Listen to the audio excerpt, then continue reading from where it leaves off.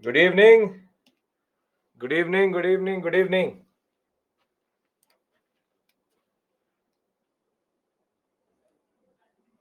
Yes, I'm audible and I'm visible. Okay.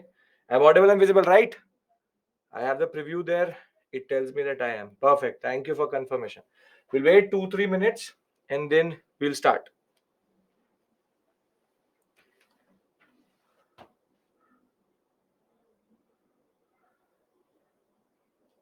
We'll wait everybody to join in. Good evening. Good evening. Good evening. Good evening.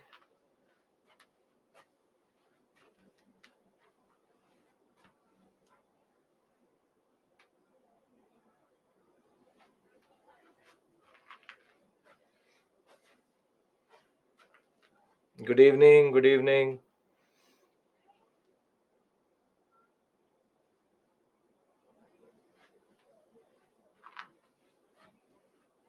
Mega tomorrow. Tomorrow. As soon as this module is over. Good evening. Good evening. Charan, you can start anytime. Read it like a storybook. It's totally your call.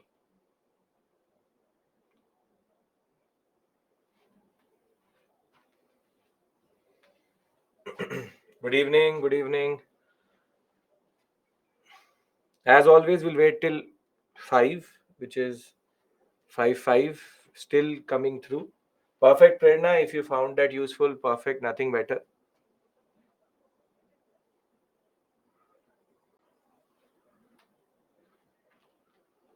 Yes, we have to today discuss the economic policies, both which is land revenue. We have to discuss dual administration. First topic. Then we'll discuss land revenue settlements. Then we'll discuss the concept of commercialization. Fourth, yes, Ankit, it is equally relevant for UPSC.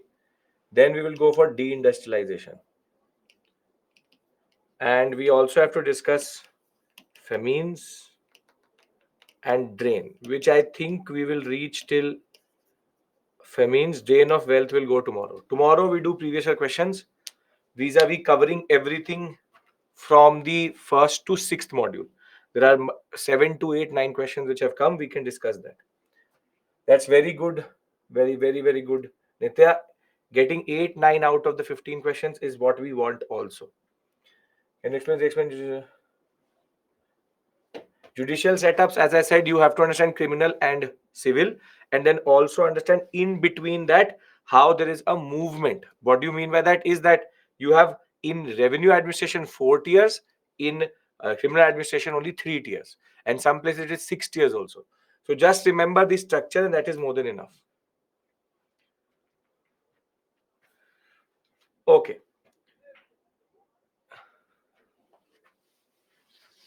We'll wait 1 more minute. The requisite quorum, the number is still how many days it will take to complete a whole NCRT. That is on your reading speed. It can take 5 minutes, it can take 2 minutes, it is totally your call.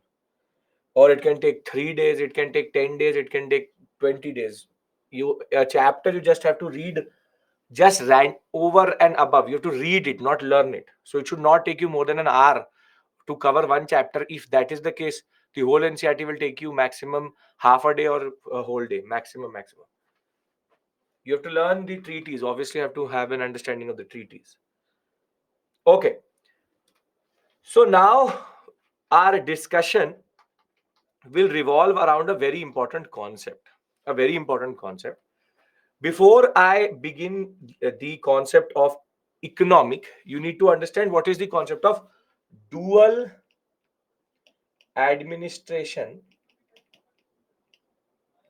in Bengal.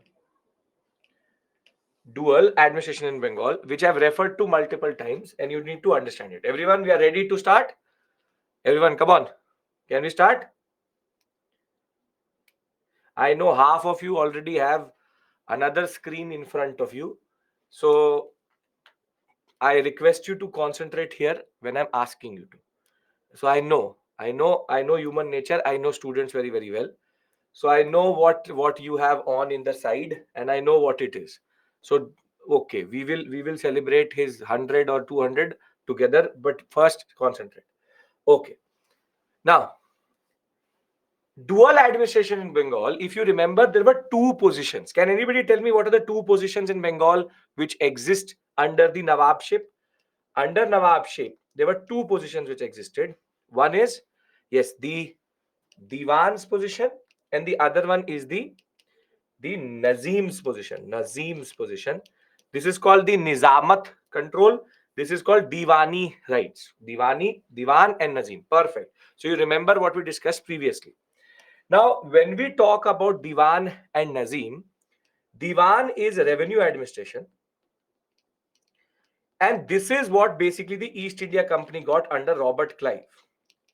Robert Clive got the position of Diwan. Imagine such an important position for the East India Company to get, and he got the Diwan or Diwan's position in Bengal, Bihar, and Orissa, which is one of the most prosperous sectors in this whole sector itself. And this could produce close to in dam means copper coins. In dam it could go up till 3 crore 4 crore dam, which would be equivalent to billions of pounds in that regard today.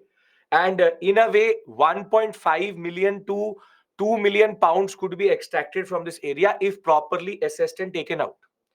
And if you remember again, under the Treaty of Allahabad, the British took a very huge sum of money to make sure that they don't take the Nazim's position. And what they do is that Robert Clive does not want to take the day-to-day administration, the headache of that. So rather what he does is he gives this to a person called Reza Khan. Reza Khan, who was previously there also under Sirajudollah, Mir Qasim and Mir Jafar. Reza Khan is given the position, and basically he is going to take care of day-to-day administration. Day-to-day administration. Now, in a way, because Reza Khan is there, he is already obligated to the East India Company that they did not take away the power from the East India Company. And at the same point of time, very important, very, very important, that the Nazim's position was headache, was a literal headache, wherein what you actually have to understand is that why would you want to remove a Bengali officer and then go and solve the problems of Bengal? Would you want to do that as an East India Company? Is East India Company actually here to do that? Yes or no? Tell me. No, it isn't. So, very simply, the fact of the matter is they do not want to make it so complicated. They do not want to make it so complicated. They straightforward want one thing, which is that we take the money and we go out. And we go out. So, first things first, do we understand this division, which is the Diwan and the Nazim, and the concept of how the East India Company very strategically took this position? And this is called, between 1765 to 1772, the dual rule of the British in Bengal. British in Bengal. Are we clear with regards to this fact? Because then I have to discuss a very important concept, a very, very important concept on what is the implication of getting the Diwani rights. Because a lot of people teach economic history without actually discussing and talking about what are the implications of that. What are the implications of that? And that is what we have to understand. Because how is it dual? Because the British are controlling one aspect, and the indigenous officers are controlling the other one. So this is dual control, because one control is with the British. They are happy to hold on to that. And second control is not the British, but rather the indigenous officers. Though all are puppets. Understand this point. All are puppets.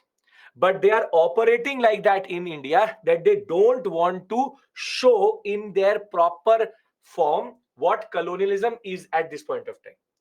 So are we clear with regards to why is it called dual administration, why it is called dual control, and what is the logic behind it? Yes, It's the wheeling method, as we call it, the hands off policy. The hands off policy, that we don't want to rule in a way that we very simply show us our intentions in that regard. Show us our intentions in that regard. So, can I now talk about the implications of Diwani? Can I talk about that? Long story short, this is how they were going to loot India. But this is a Clivian model. As I told you, it is under only Clive that he wants this model, and I will tell you what will change. What will change? Okay. Now, if you talk about Diwani, why is that everybody is a Diwana about the Diwani rights? Which is that what was the implications of the Diwani rights? What is that the Diwans, because this Diwani right, the Divan, which is there, what is going to happen and what is going to change? This is very significant to understand. No, it's not just revenue collection. This is a very big misnomer and a myth about the British in India, that it was all about, in a way, just revenue. Now, in order to understand this, let's try to understand something which is called the larger triangular trade in the Asian sector. Okay. Now, please pay attention. If you understand this, you will decode the reason why Diwani rights were so important to the British in that regard. Now, pre 1765, pre 1765, you have the English, which is rather we'll say England.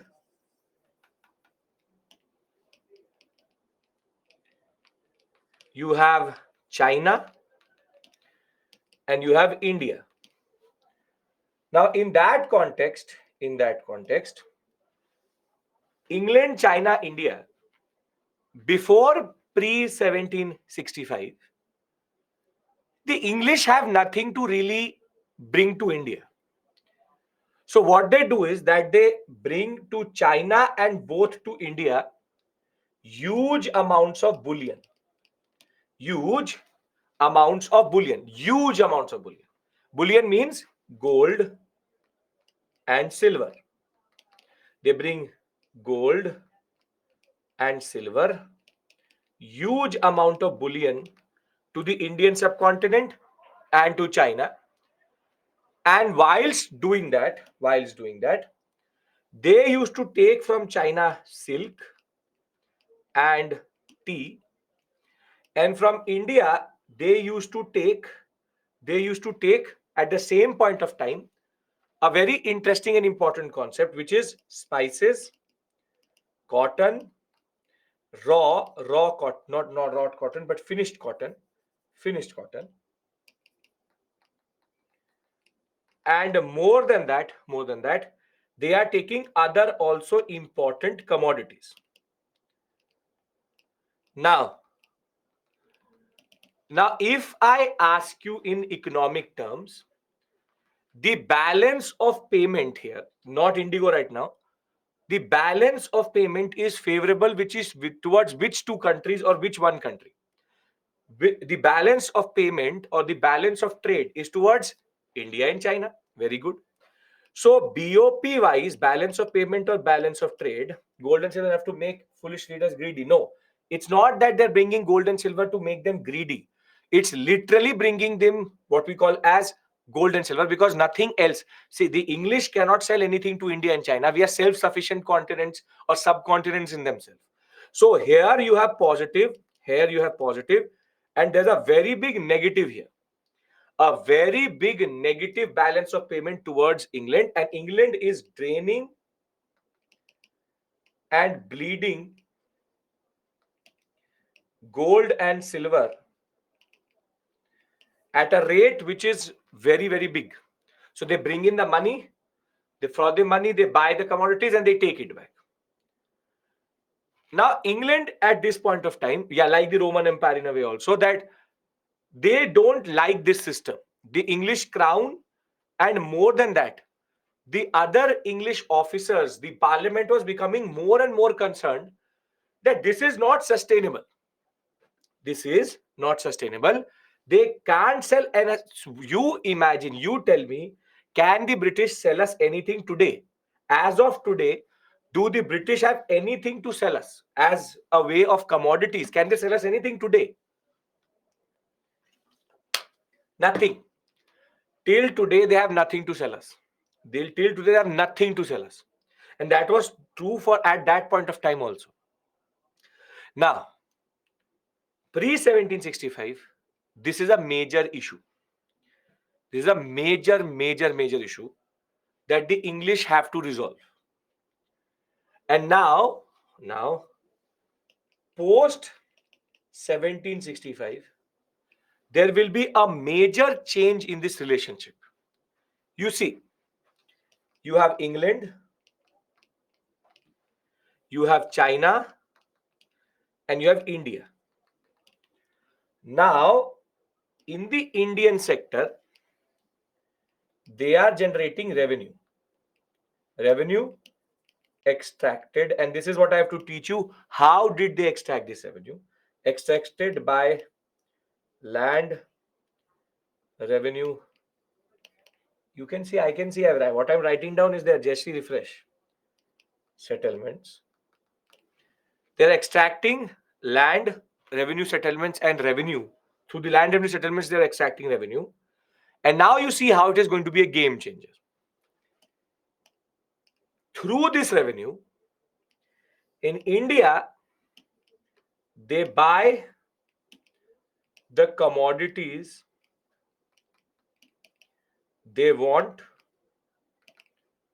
and then send from India these commodities. And what they do with half of that revenue, a certain portion was then invested in commodities needed in China. And what they're doing is that they're taking that to China. And that one commodity for which the British will basically drug the Chinese is going to be opium. Is going to be opium. The British literally drugged the Chinese in order to basically get what they wanted. So opium will be taken to China, and from China they will sell the opium. I'm telling you, pay attention. If you won't, it will be a problem. Sell the opium to the Chinese smugglers, get gold, and from that gold buy tea and silk, and then transfer silk and tea and tea. So now if you look at it, is there anything draining out of England? Is there anything draining out of England? This is the importance of the Diwani rights. This is the importance of the Diwani rights. They can now basically dominate this trade without not even spending 1 rupee. Not even 1 rupee was spent. And now what the English are doing is, the English are generating revenue in this sector. From that revenue, they are buying commodities. Again, I'm repeating myself. In the pre 1756 period, they had nothing to sell to India. Now pay attention. They had nothing to sell to India and China. So what they used to do is bring bullion, gold and silver to India and to China and take the commodities and take it back to England. This is called a negative balance of trade. And over and above that, the concept of what we call as bleeding or draining of the English of gold and silver. Now, very simply, they have changed that. In a way, by taking the revenue out of this sector. They will buy commodities, and from Bombay, they will Bombay, they will send this commodity later through the Suez Canal or via circumventing the African sector to England itself. And a part of this revenue is then invested in commodities which could be taken to China, and from China they can then buy and send it to England.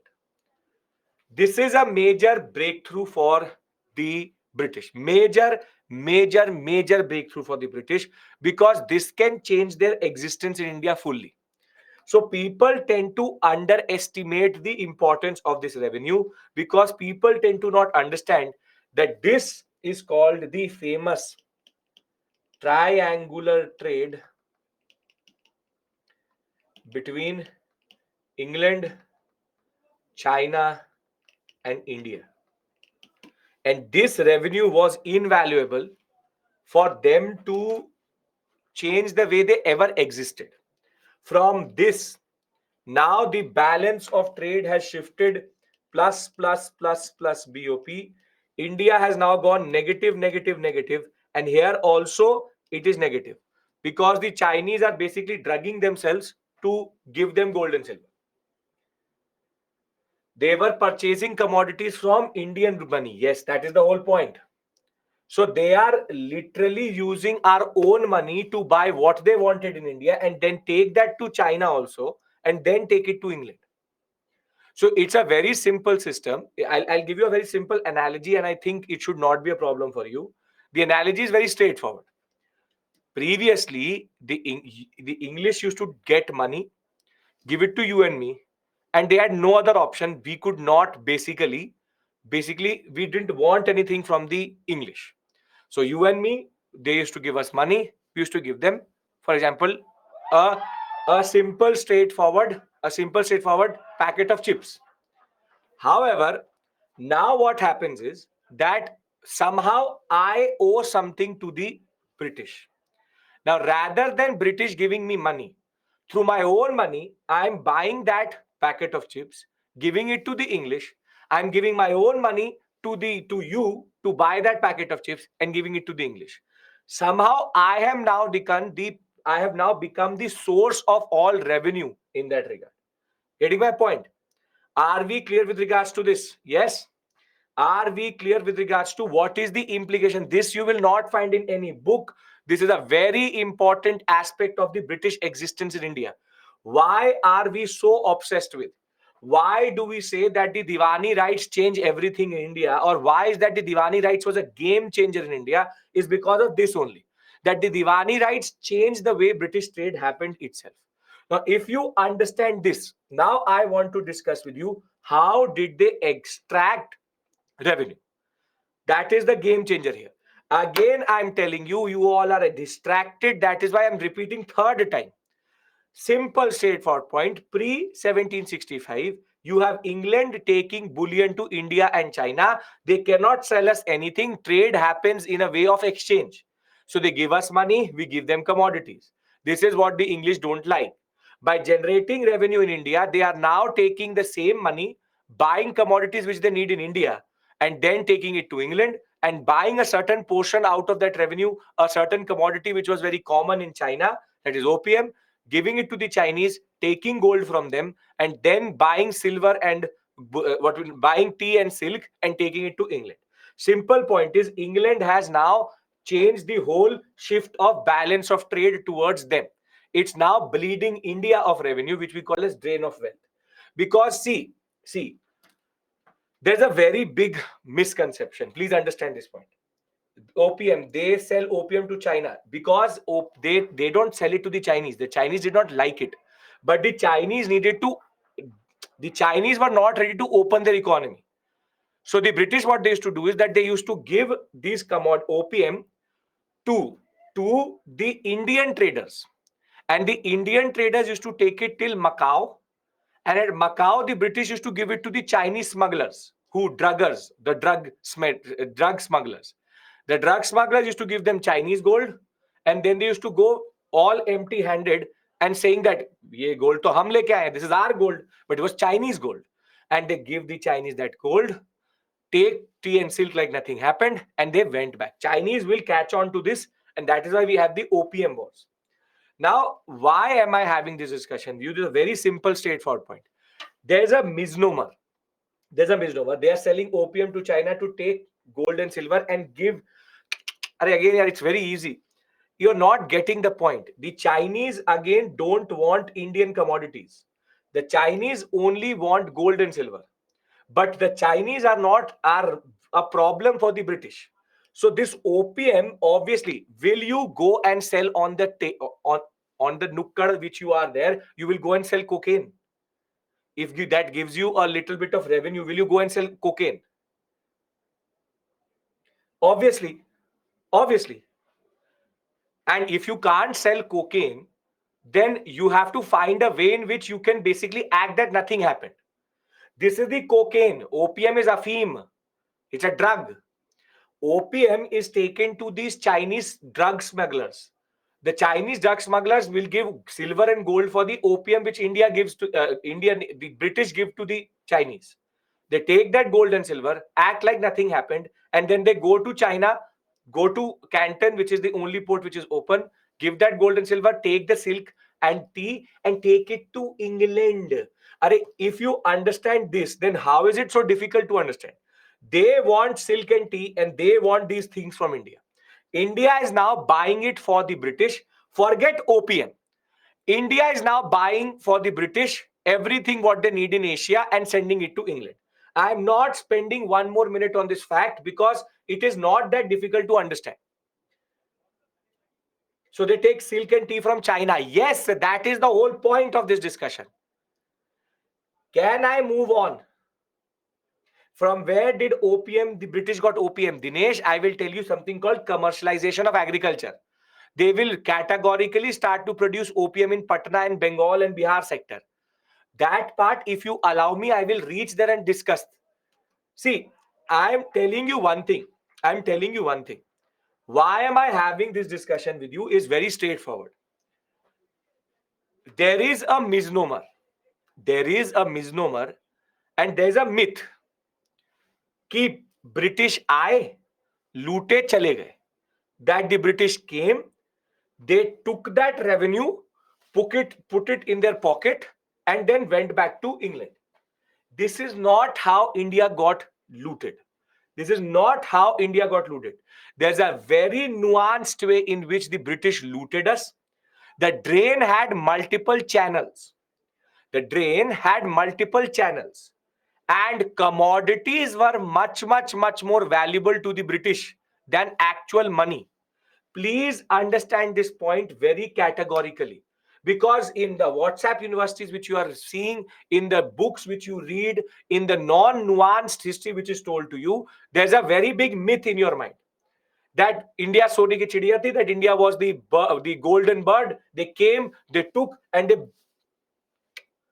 there is very rarely any direct transfer. There's very rarely direct transfer. So what I've established in front of you in the past half an hour is what is called dual rule. The concept of why 1765 Diwani revenue is so important. And I've also now started to establish that the way of exploitation is very nuanced. If you actually understand the concept which I told you, it will come as a revelation to you. It will come as a revelation to you. It's like a light bulb actually lighting up, because it tells you that what is the importance of India now. Because you can change the whole setup with one small revenue extraction. This implication is too huge, because from sending crores of gold and silver coming into India, they were now using Indian revenue to basically fund everything in India. Are we clear about this? Because then I want to start with land revenue settlements. The first way in which the British got this revenue, the premise of everything. And very importantly, you tend to read land revenue, commercialization, deindustrialization, and drain of wealth as 5 different or 6 different topics, but they are actually connected to each other. Land revenue leads to commercialization, commercialization leads to deindustrialization, deindustrialization leads to drain of wealth. If you understand this now, as you can see, I'm not talking about facts. There are concepts. So I want you back now. That whole Baji Rao, this that is over now. That whole war is happening, treaty war is over. Now we are going into a very theoretical understanding of things. And if you understand economic history, you understand the core purpose for which the British were in India. Are we clear? Can we move on?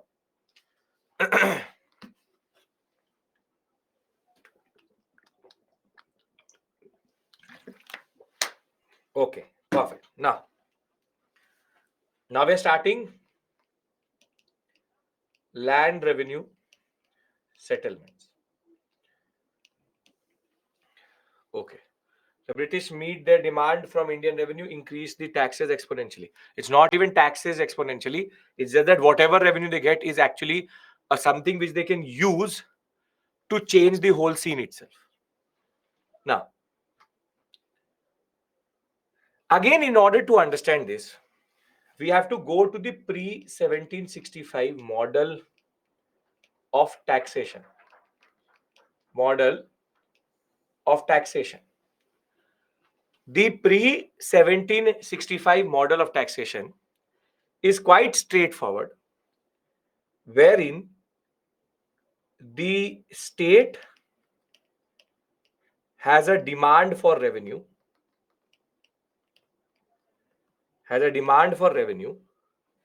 English took opium from India, gave it to Chinese smuggler, and took gold and silver from them, buy tea and silk from Chinese and take it to England.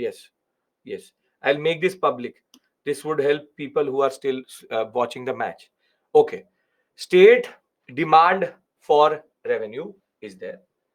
And Vanshika is right. She has summarized for you the China part of the state. Now, state demand for revenue is there. There are two officers which were there. The Amin, the Amil. I will teach you this in medieval India also. Amin is a revenue assessor and Amil is a revenue collector. Who will come first, the Amin or the Amil?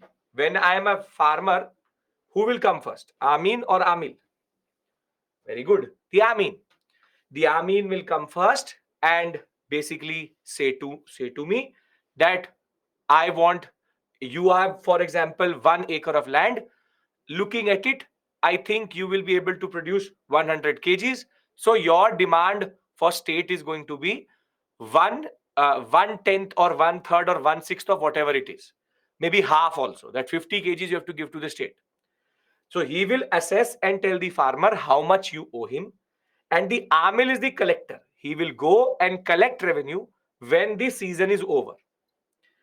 Now, they could collect, the Amil could collect revenue from two types of sources. A zamindar and a peasant. Zamindar basically is a person who may have multiple tenants under him, and peasant is a peasant, basically a farmer. So basically, the zamindar collects revenue from the tenants. Tenants means you would have heard about this malguzar and these words which still exist. They work on the land of the zamindar for something which they want and something which the zamindar wants.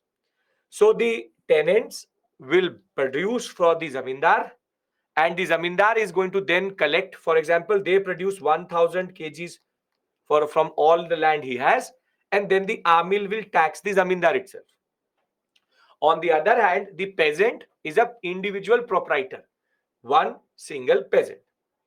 So the biggest source of revenue would be a zamindar or a peasant. Biggest source of revenue would be a zamindar or a peasant. A zamindar. Zamindars could produce a lot of revenue in that regard. A lot of revenue. Now, in this system, ownership is both with zamindars and also with peasants. Basically, individual proprietors, peasants also have ownership, and zamindars also have ownership. You also have agricultural labor. You also have agri labor. Under agricultural labor, you don't own anything, but you work for these people. You work for these people. What I'm trying to establish is all the identities in North India in a way. There's a very North India specific system. It's a very North India specific system where you have the Amin, the Amil, the peasant, the Zamindar, the agricultural labor, and ownership is divided. You could have 1 acre, a Zamindar could have 500 acres. You could have a agricultural labor who's working for Zamindar, he could be working for the peasant. So are we clear with regards to this basic model? Are we clear with regards to the basic model? What was there previously? Yes, perfect. Now, we have to discuss first Clive's model of revenue extraction. Once I'm done with explaining everything to you, I will thereafter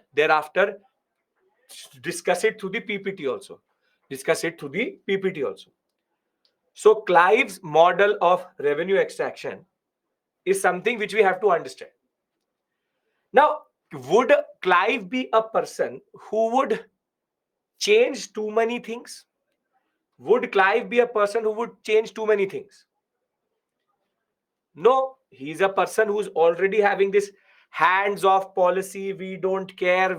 Reza Khan, let Reza Khan be there. It's okay. So what Clive does is the Amin Amil system that remains in place. He just appointed. He just appointed European supervisors to overlook this system. So basically, when now the Amil and the Amin go to the rural countryside, the European officer says, "मैं भी चलूंगा. I will also come with you. I will also come with you. That I will come with you, and I'll see that what this model is." And basically, his only contribution is this European supervisor being appointed. However, can you expect compassion from the European supervisor? If there's a peasant and if there's a zamindar, the peasant and the zamindar have a capacity to pay, have a certain capacity to pay.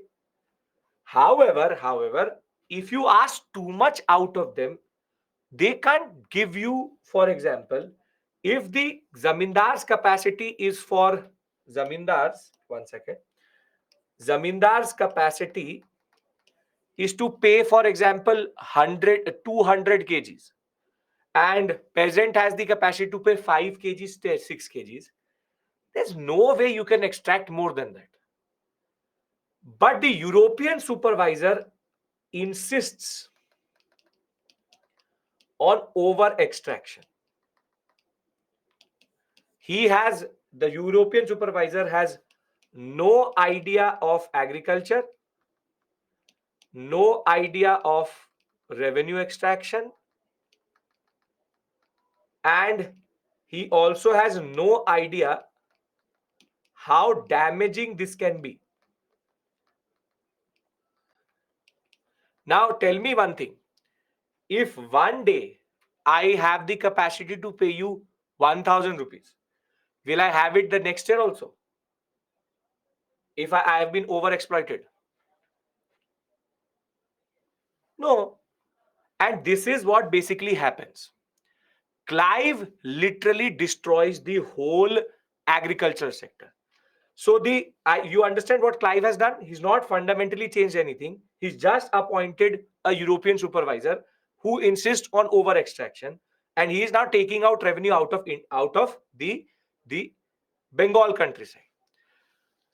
Now, Clive, what is the impact of Clive? Clive basically vouched to and this I will teach you when I will teach you American Revolution also. Here, European supervisor is not Europe, is British, could be British. It is mostly British. We call it European. It's a very standard identity. They could employ others also, but it was British supervisors only. Now, understand this point. Clive was asked by the court of directors. The court of directors asked Clive, kitna? How much can you extract? How much can you extract? So Clive says, bhaiyu mein, I will extract as much as possible. As much as possible. So what Clive does is he overestimates the revenue and overinflates the revenue over the next few years. And this is between 1765 to 1772. Now, if I am a investor in the East India Company, if the East India Company gets so much revenue, will it come to me? Will it come to me? Yes or no? Will it come to me? Yes. In what form? In what form? In what form? Very good. Dividend. It's a joint stock company. And dividend. Now, Clive has made halla gulla. He's now said in every newspaper in England, it has been said that East India Company is going to get 2 million, 3 million pounds in India. The Indian revenue is coming. Be ready to buy the East India Company share.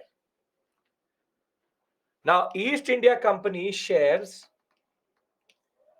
will start to rise exponentially. Will start to rise exponentially. And this is called what we call as the Clivian fiscal bubble. Clivian fiscal bubble. That East India Company stock was £1. Now it has become £100 because everybody wants that. Now, do you think that Clive would be able to extract how much he's estimating? Do you think he will be able to do that? No. So what happens is Clive goes through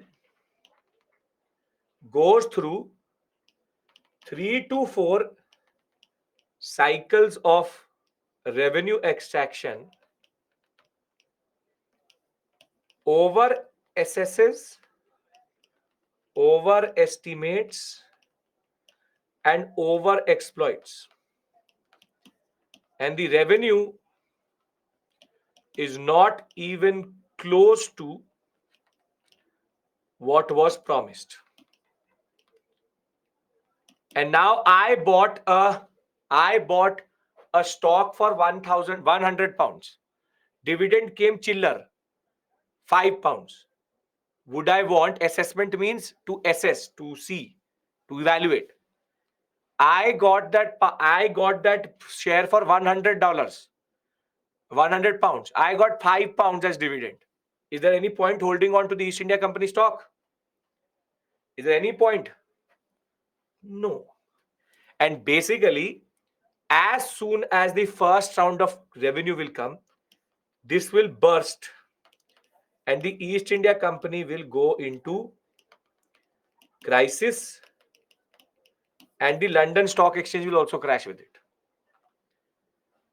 Now, if you look at it, the first impact which Clive has created is a good thing for the British or a bad thing for the British? It's an extremely bad thing. I hope you are understanding these things are very logical, very beautifully crafted by the British. If you look at it, the revenue importance, the importance of this revenue, and how they are basically going to ruin agriculture, it's a very beautiful when it's actually what we call as connected to each other. Now, the second impact, the second impact of Clive's model is something which India had not seen for centuries. India had not literally seen for centuries famines. The 1769-1717 famine, people, what you write, over exploitation, overestimation, overexploit, overassesses, overestimates. Now, famines, people dying of hunger, which is that people literally die because they have no food to eat. In India, that was never the case. In India, that was never the case. That people would die because nobody had food to eat. In India, we had everything. Yes, we did not have a situation in which people were getting too much money. But was there a point in which ever in India that people died of hunger? Yes, Saloni, yes. No, never. Never ever in Indian subcontinent or in Indian imagination was were people dying of hunger. Never. That was never the case. But now Clive and the British intervention into the agriculture is going to basically make hunger and famines a new reality in the Indian subcontinent.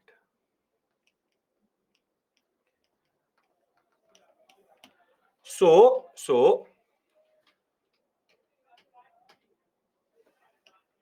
Robert Clive model is European supervisors European supervisors over the existing model, and the impacts are two: famines famines and East India Company stock market crash.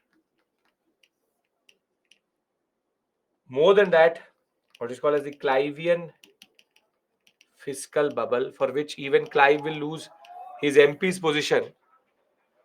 And very simply, Clivian fiscal bubble will also mean that East India Company's biggest issue was that no consistency or predictability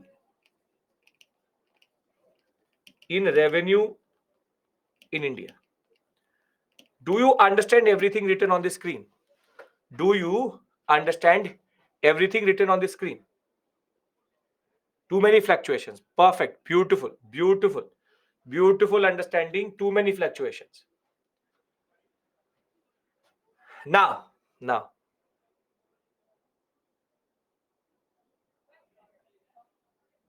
the court of directors, the court of directors ask Clive,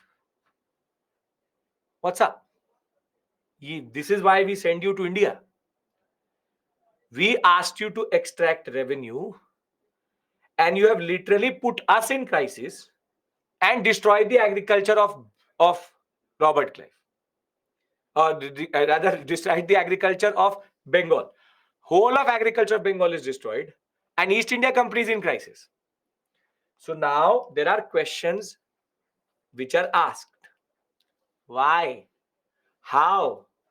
And the answer which Robert Clive gives, Reza Khan ki galti. This is all Reza Khan's fault. This Bengali Indian officer, he is corrupt. मैंने थोड़ा ना बोला था. I didn't say it. Reza Khan is the reason. Burn Reza Khan. Reza Khan is the reason why people are dying. Reza Khan is the reason why East India Company is in crisis. Basically, Robert Clive throws everything on Reza Khan. And Reza Khan is scapegoated at this point of time, but he still survives. But Clive has now started to say it is the problem. It is this Indian officer who is the problem. So when we look at the Clivean model, Clive very simply threw everybody under the bus. He said, not my fault. No, मैंने थोड़ी ना किया. I didn't do it. So the point is that officials were charged with revenue collection. European officers were now given the supervisory role over revenue collection. Now, very simply, the corruption of these officers led to a major disorganization of the agriculture. Company directors were not able to pay the shareholders what they wanted to. And now Robert Clive said, this Indian officer, मैं तो दूध का थूला हूं. I have not done anything. He scapegoats Reza Khan.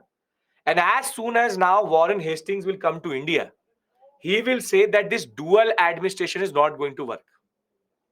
This dual administration is not going to work because Clive did everything and then threw it on the in a way on the Indian officer.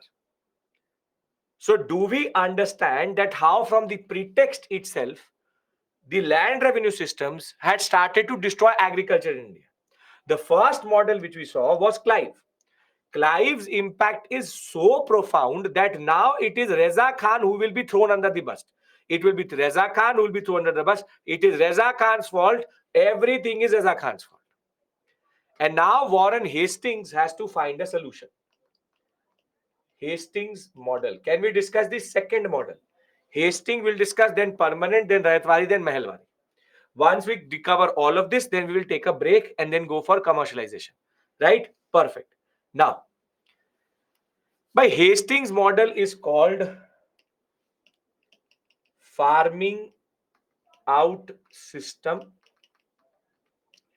or the Ijdari system. Ijdari system. Now Hastings' first act is dismantle the dual administration. He says that we will take control to us now. No, Reza Khan, as it is. If it came to Robert Clive, why there was rain happening in England was also Reza Khan's fault. Reza Khan was literally blamed for everything. He was sitting in his office, he's picked up and he says, मैंने क्या किया? He says, you ruined Bengal, you ruined agriculture, you overassessed. I didn't say anything. You are the reason why it happened. Court of directors knew, but Clive was basically lying, but they basically scapegoated Reza Khan. So now Hastings had nobody to basically be behind it. Now, it is in this context that the British create a position for which you are writing this examination. Hastings will create a new position called the district collector. His job, as it says on the name itself, is to collect revenue. District collector. Now, what do the British want in revenue? What is that one word which can define the revenue demand or revenue aspiration of the British? So it's profit, yes. But when it comes to money, what is that one word which you want? Yes, stability and consistency. See, I can give you a salary 1 month 50 lakh. Then I give you 0 rupees. Then I take 20 lakhs from you. Then again I give you 10 rupees. Then I give you 50 rupees. Then again I give you 3 lakh. This is called non-consistency. This is what Bengal was doing at this point of time. There is no consistency. It's consistency. Consistent revenue will allow the British to plan ahead. If you don't have any consistent revenue, the problem is that it will create a lot of issues when it comes to planning. Now, Hastings said that the problem is that these Amin and Amil are not efficient enough. So what he says is that for the first time, the British, now based on, I don't know what is the warped notion. It's a very disgusting notion of agriculture which they have, in a very problematic notion of land ownership. The British argue that the British are the East India is the ultimate owner of all land in India. Diwani rights did not give the Diwan the right to own land. Ownership remained with the zamindars, with the peasants. But according to Hastings, every district collector has a certain amount of land which basically the East India Company controls. So they have confused themselves between Diwani right and Zamindari. Zamindari is owning land. Diwani is a position. But they are now mixing these two things up. And now what the task of the district collector was, he would say that I have in my district, A district, I have total amount of land divided, for example, in 100 plots. I have 50 acres of land. I have 50 acres of land. And the concept was that now anybody can bid to extract revenue on the behalf of the British. This is a very dangerous system because, for example, you have X, Y, Z, and there's this X land on auction. Basically, this X land goes for auction. Now, me, Megha, Pallavi, Sayyed, Saloni, Ram, Prerna, Gaurav, Rani, everybody's there. And now we start to say, out of X, I can take out 100 rupees. So Sayyed says, no. I can take out 110. Thereafter, Prerna says, no, I can take out 1200 rupees. Saloni says, no, I can take out 2000 rupiah from this land. Now tell me one thing. I can say that it can take out 10,000 rupiah. Will it take out 10,000 rupiah? You get my point? What is happening is that these bidders are randomly bidding on any amount. भाई मेरे पास आ जाना चाहिए बस. I should get this bid, doesn't matter how much it is. So basically what Warren Hastings has done, has created an auction bidder system. And this bidder is called Ijdari or Ijdar. Ijjat hai, Ijdar. And very simply, you could be a beggar in Bengal. You could be a beggar in Calcutta, literally sitting on the street. You wear some clothes and go to this farming out system auction, and you can say, I can take out 50,000 rupiah, and the British will give it to you. They don't care who you are. They don't care what you are. You should just basically promise a given revenue out of this area. Now, a very important question will come into your point, or very question which will come into your mind is that, what if I cannot pay? What if I cannot pay? And if you cannot pay, British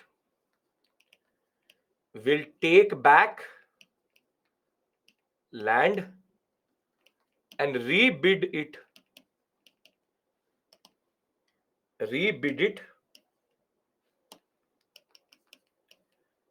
and give it to the next bidder. So here there is basically no upfront money, nothing. This is basically musical chairs. Saloni said 50, she said 55,000 rupees I will take out. She didn't get it. So the British said, you said you can give 4,000. Take it. I also made it up. So I am also able to expect 1,000. I say to the British, kuch nahi aaya, nothing, zero. I take that 4,000 in my pocket and say, go bid it. So now it goes to the next bidder. So now Prerna gets it. Prerna also had already said that 1,000. So now see, the peasant every season is saying a new bidder, and he extracts that money and says to the British, खाली हाथ आए थे, खाली हाथ जाएंगे. We had nothing. So very simply, this system is even more dangerous than what Clive was doing. So the bidder is punished by taking the land away from him. So this is called the farming out system. The ultimate ownership of land is with the British. I farm out that ownership right to a person. If that person can give me that money, you get the farming out system right next year also. If you can't, confiscate it and give it to someone else. This is an absurd model. This is an absurd model and was never going to give them actually anything. Again, some of you may be never linked to gambling, and for some reason you don't know what is an auction, you don't understand what is bidding. So I'll give you an example, though you're not that naive, but sure, नीलामी तो सुना ही होगा. So नीलाम हो रहा है, but no problem. So there is a landlord. There's a landlord. Please pay attention. There's a landlord. And now for the people who are confused, listen to me. Landlord, he has 4 flats. He has 4 flats. A, B, C, D. He wants to take out the rent out of A, B, C, D. But he does not want to do it himself because he does not understand it. So now the landlord has an advertisement in the newspaper. In that advertisement, it says, rent to be extracted out of four flats, highest bidder gets the right. Now the landlord is not giving the bidder the right to own that flat. He's just giving that person the right to extract rent. So what happens is X, Y, Z reach. X says, I can take out cumulatively out of these 4, 1,000 rupees. Y says I can take out 5,000 rupees. And Z says I can take out 6,000 rupees. To make it proper, 4,000, 5,000, 6,000. So now the landlord gives it to Z. That, okay, you have to pay me at the end of the month 6,000 rupees. But the point was that the existing rent, the salary of A is 1,000 rupees, the salary of B is 500, the salary of C is 200 rupees, and the salary of D is 1,000 rupees. Can any one of them pay 6,000 cumulatively? Can any one of them pay 6,000 cumulatively? No. So what is going to happen is, though I have farmed out the right to collect revenue to Z, Z is now going to recollect revenue, but he will obviously fail because he has over-assessed. So what is going to happen is, I will go to the landlord and say, I was not able to extract anything. But what he's done is, from this person he's taken 500, from this person he's taken 200, from this person he's taken 100, from this person he's taken 500. So cumulatively he got 1,300 rupees, but to the zamindar, to the landlord, he will say, I don't have money. So now the landlord cannot kill Z. So what he will do, he will contact X. and say, okay, you said that you can give us 5,000 out of it. So I now give you the right to collect 5,000. But these people already have lost 1,300. So this person will go, he will again try to extract, nothing will happen. So then it will go to Y, which will 4,000. This is how they're playing musical chairs. Every bidder, either he defaults or he collects. If he collects, he's over exploiting. If he defaults, he's still extracting something. So this is basically going to destroy the whole system. But one thing is very clear, that does the landlords lose the ownership of this land? Ultimate ownership of this land is of these flats is with the landlord, and therefore the ultimate ownership of land is still with the British, and the British are just farming out the right to collect revenue. Did this make sense? I cannot make it more simpler than this. Does the whole system called the farming out system make sense to you? Hastings model. Do we understand this? It's a very simple system. District collector will give it to a bidder. Bidder will take out, or auctioneer will take out money. In the examination, you don't have to explain it to the examiner. You just have to write the following points. You will say, Hastings introduced this new system known as farming system. It's Dari system, farming system. I'll tell you what is Zamindari system. Jagirdari system does not exist by this point of time. Zamindari is still there. European district collectors were to be in charge of revenue collection, while revenue collectors' right was farmed out to the highest bidder. The farming system ultimately failed to improve the situation, as the farmers tried to extract, these people tried to extract as much as possible without any concern of production process. And these farmers are also called ijdars, and that's why it's called the ijdari system. The burden of the revenue fell on the peasant. The outcome was that he ruined the agricultural sector. And now Lord Cornwallis will be sent in 1784 in a way to find a solution for this issue, which is land revenue extraction. So was there any upper limit of bid? No, you can bid anything. The British don't care. Are we clear about Clive and Hastings? Come on, please, because now I have to discuss permanent settlement with you. Are we clear about these two? Hastings and this. Okay. But sir, ultimately it was the loss of the farmer. Yes, Chestha. Yes. Good concern. British don't care. British have no heed, care for agriculture in India. They are here to loot.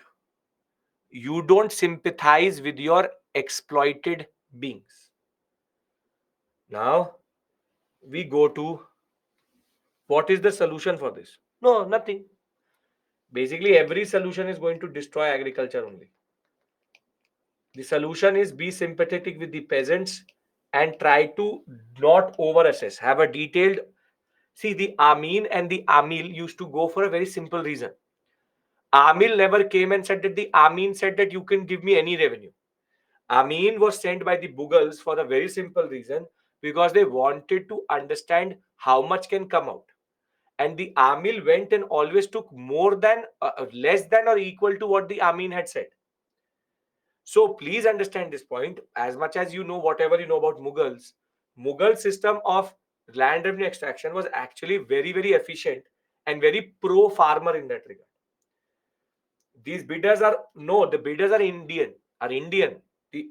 Understand this point. An Indian is exploiting an Indian. Abhi tak nahi samajh aaya? It's so easy to understand. British are a handful in India. If the British had the capacity to send every Britishers into the rural countryside, there would not have been any problem only.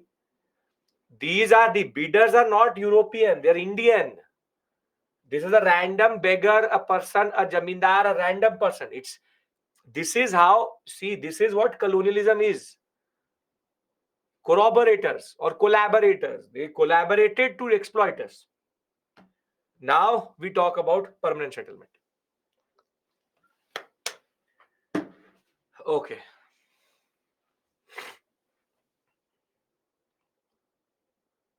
Now Cornwallis has landed in India. Cornwallis was given a mandate, get consistency, and we need proper flow of revenue. Basically, if you understand budgets, they want exactly same amount when it comes to what is the estimated revenue and what is the extracted revenue.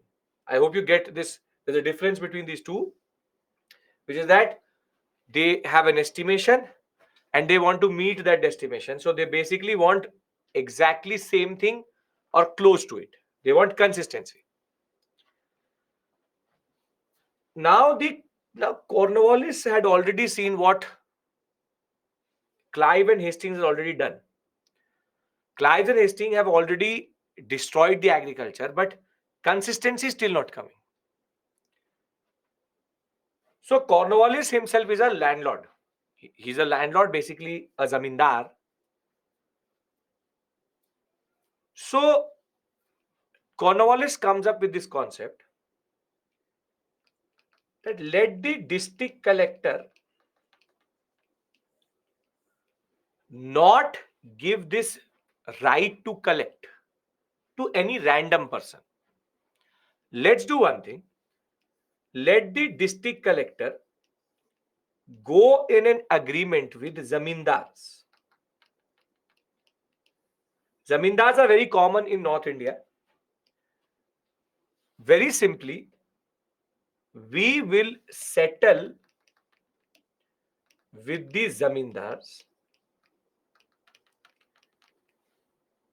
So, temporary right to extract revenue is given to zamindar. Now the question would be, why to zamindar? Why? And the answer to it is two things, or three things rather. Cornwallis himself is a landlord, so he has a soft spot for his own type of people. So he wants to ally with landlords or zamindars in India.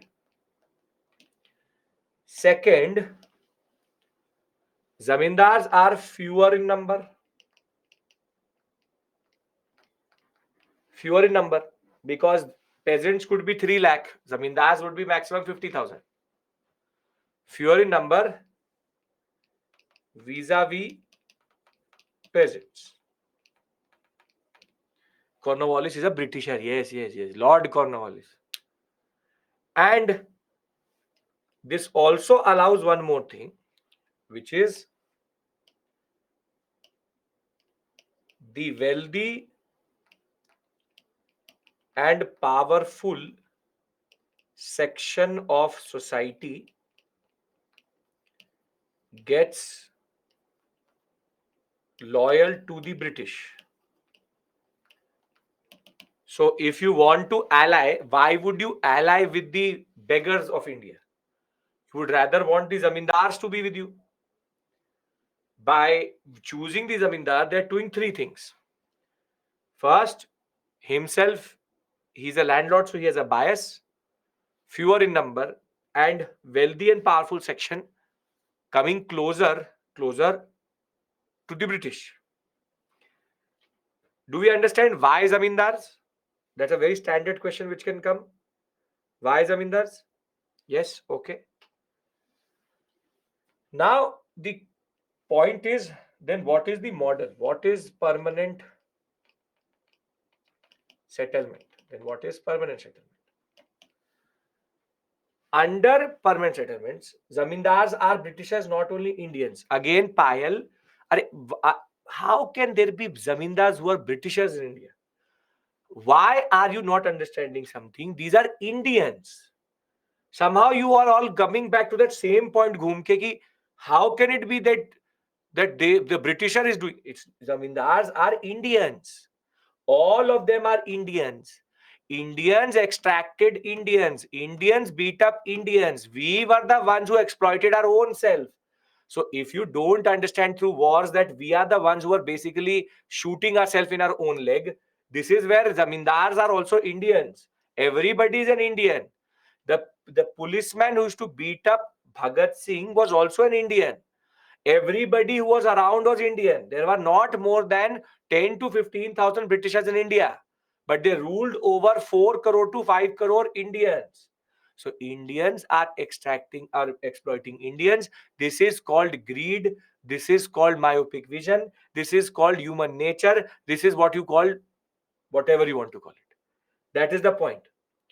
Zamindars are landlords in India. Firstly, एक thing, this American attitude I don't like. You don't know what is a zamindar. India में रह के you don't know what is a zamindar. You have been living in New York or New Jersey. You tell me. Some of you are acting like what zamindar? We don't understand what is zamindar. अरे zamindar नहीं समझते हो यार तुम लोग. Zamindar is zamindar. You may be a zamindar. So don't act like a Britisher and an American that you've never seen zamindar only. भाई जमींदार को भी जमींदारी कहते हैं. Zamindar is a zamindar. So this woke attitude that the zamindar landlord देखा ही नहीं कभी आज तक. What kind of drink is this? Don't do that. So zamindars are owners of a huge amount of land. Please, this is a very big request to you that what is a farmer? Who is a peasant? Come on. You don't. This is the land of farmers, and you don't understand who is a farmer.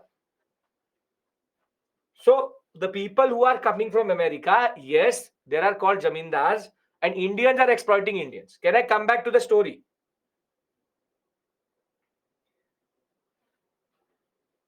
Right? Okay. So just landed from New York. This is the story. Now permanent settlement, how it works is British, and I'll write British because koi bharosa nahi, you will think this district collector is also an Indian. British district collector. Well, Kanchan, thank you. That is the point. Okay. British district collector, he meets a zamindar, or he gives zamindar the right to collect revenue, and in a way temporary ownership is transferred.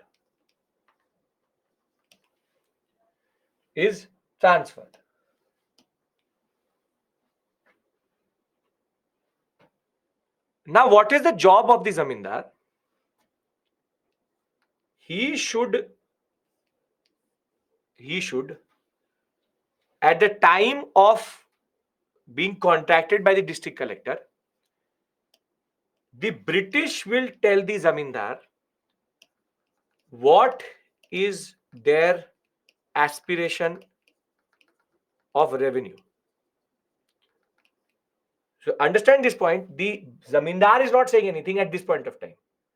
It is the British which is saying that we believe that, for example,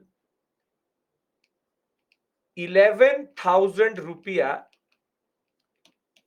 can be extracted from your land.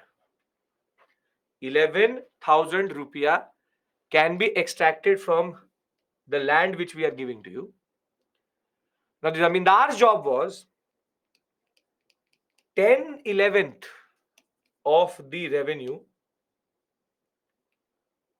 should be transferred to the British,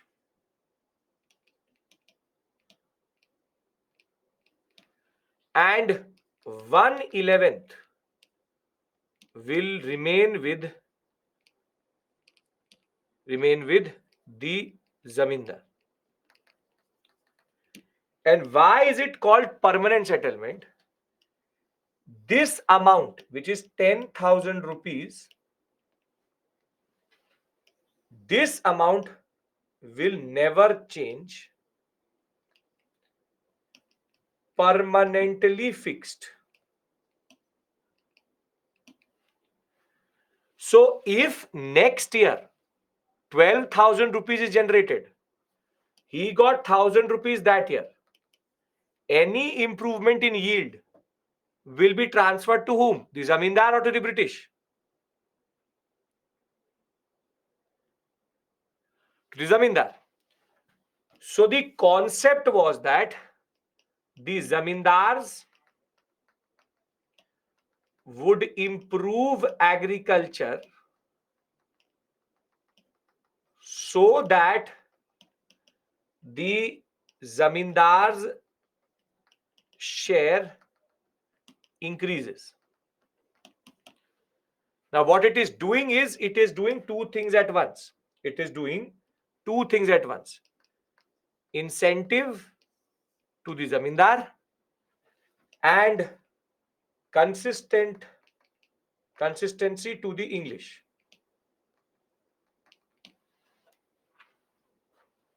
Cornwallis was a landlord. You said Britishers cannot be a landlord. He will only be an Indian. Arey, he was a landlord in Britain, not here. There are landlords across all the world. So he's a landlord not here. He's a landlord in Britain. Do you understand this system, what he's done? What Cornwallis has done?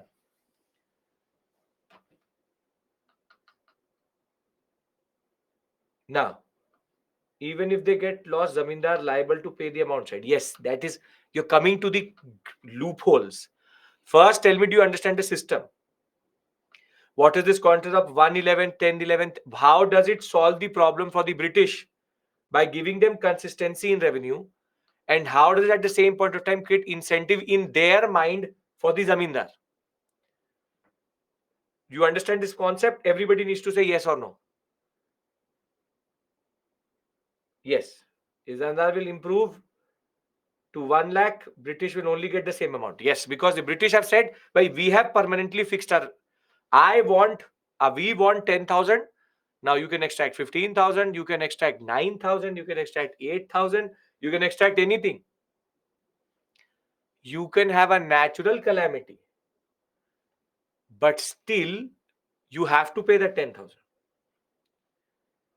It is incentivizing the zamindar to extract revenue and to also extract more revenue than what is fixed under permanent. Nancy, you have to tell me what is the confusion. I'm re-explaining to everybody who I don't know where you were. British district collector gives right to the zamindar. This is the first transfer. Zamindar thereafter has been instructed 10/11th will be fixed for the British forever. 1/11th is your share. We believe that you can extract an X amount. X into 10/11th is going to be fixed forever.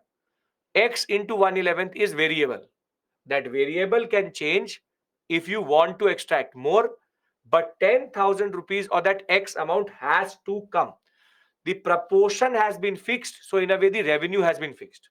They will obviously not take grains. The amount is fixed in their mind because of the proportion being fixed. 10/11th is what they used to say, not the money, but they used to say 10/11th. But when they used to give you that right, they used to specify how much that 10/11th will be.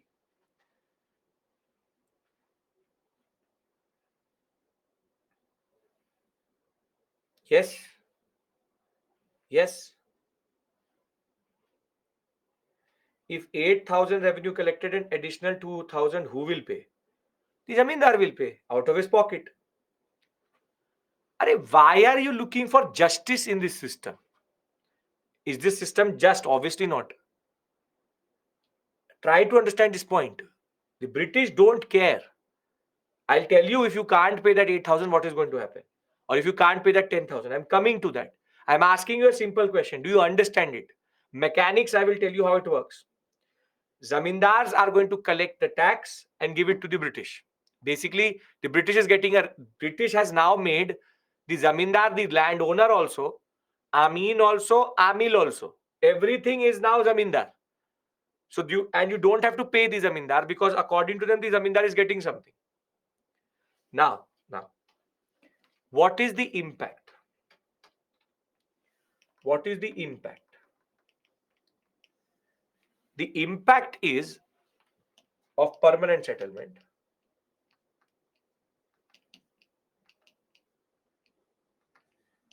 None of you said one thing to me which was the more obvious, which is that do zamindars in India own all the land in India? No. Under permanent settlement, every farmer or peasant loses right of ownership, which is transferred to the zamindar, and basically peasants landless tenants become landless tenants. And this means that only zamindars have power. Zamindars have temporary ownership. So even if I'm a peasant proprietor, even if I'm a peasant, I'll be put under someone else's zamindar. So as a peasant, my right to ownership is not recognized only. And now for the zamindars, there's also an impact. See, under this whole concept, there's something called the sunset law. Sunset law says if fixed amount is not deposited by a given date, then the zamindar will lose the right to collect revenue and ownership. That right will be transferred to the next highest bidder. We are back to square one. So basically, this is not sustainable for it is neither sustainable for the peasants, it is neither sustainable for the zamindars. And the reason for that is over assessment by the British.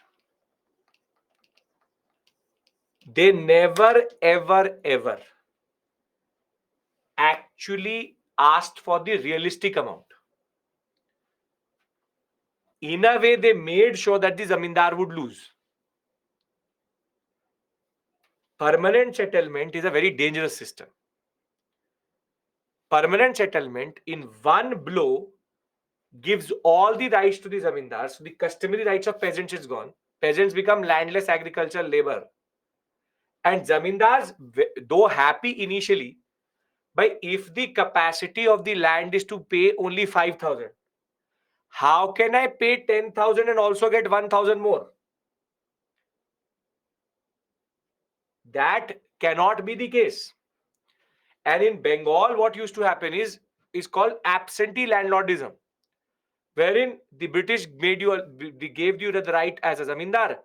Zamindars used to sit in Calcutta and they used to tell their people that go and extract 10,000 because we have to pay 10,000. But 10,000 was never actually the capacity which the British could actually have got, or even the zamindars would have got. But now his men will sit around, you know what is going to happen. And basically that zamindar, when he will reach and say to his people, give me 10,000, they said, what 10,000? And then he will go to the British and plead, please, I have no money. The British will say, that person said he can take out 8,000, give that to that person. Is it good for the British? No. But it does one thing. At least the British know how much will come. Maximum differentiation could be 20, 25, 30%, but not like Clive and Hastings. So the worst of the worst of the worst of the worst system which ever came into India was the permanent settlement, and it was applied to Bengal, Bihar, and Orissa. And because of this, till today, Bengal, Bihar, and Orissa, specifically Bihar, Jharkhand, Chhattisgarh, that whole sector, till today reels under the poverty and the level of destruction of agriculture and the landlessness which was produced by this assessment. Permanent settlement only destroyed the peasants. The peasants became nothing but landless agri labor, and the people who actually won in this system were money lenders. Money lenders flourished like anything because money lenders were giving money to zamindars also, to the peasants also, and they were taking it an exuberant interest rate. So very simply, they will fall in a debt trap, and our peasants are going to literally get destroyed. If you understand the concept, if you understand the impact, I will read it out from the PPT, because understand one thing. You don't have to explain this to the examiner. I have to. I have to tell you the details. The examiner will never ask, tell us how the zamindars used to extract revenue, or how does the permanent settlement work. They will rather ask you what are the salient features of the system, which is given in the PPT. But as of right now, what I want from you is you just tell me one thing. Are you understanding the absurdity of this model and how it is different from Hastings' model and how it is going to impact everybody? I hope that this has been a change of pace for you. And vis-a-vis the 4 classes, I told you that now the discussion is going to be quite analytical. And I hope that you're able to find that in this class, that now I'm not giving you facts. I'm explaining systems to you. And these systems are extremely important to understand how the British extracted so much out of India. So ultimate ownership is with the British only.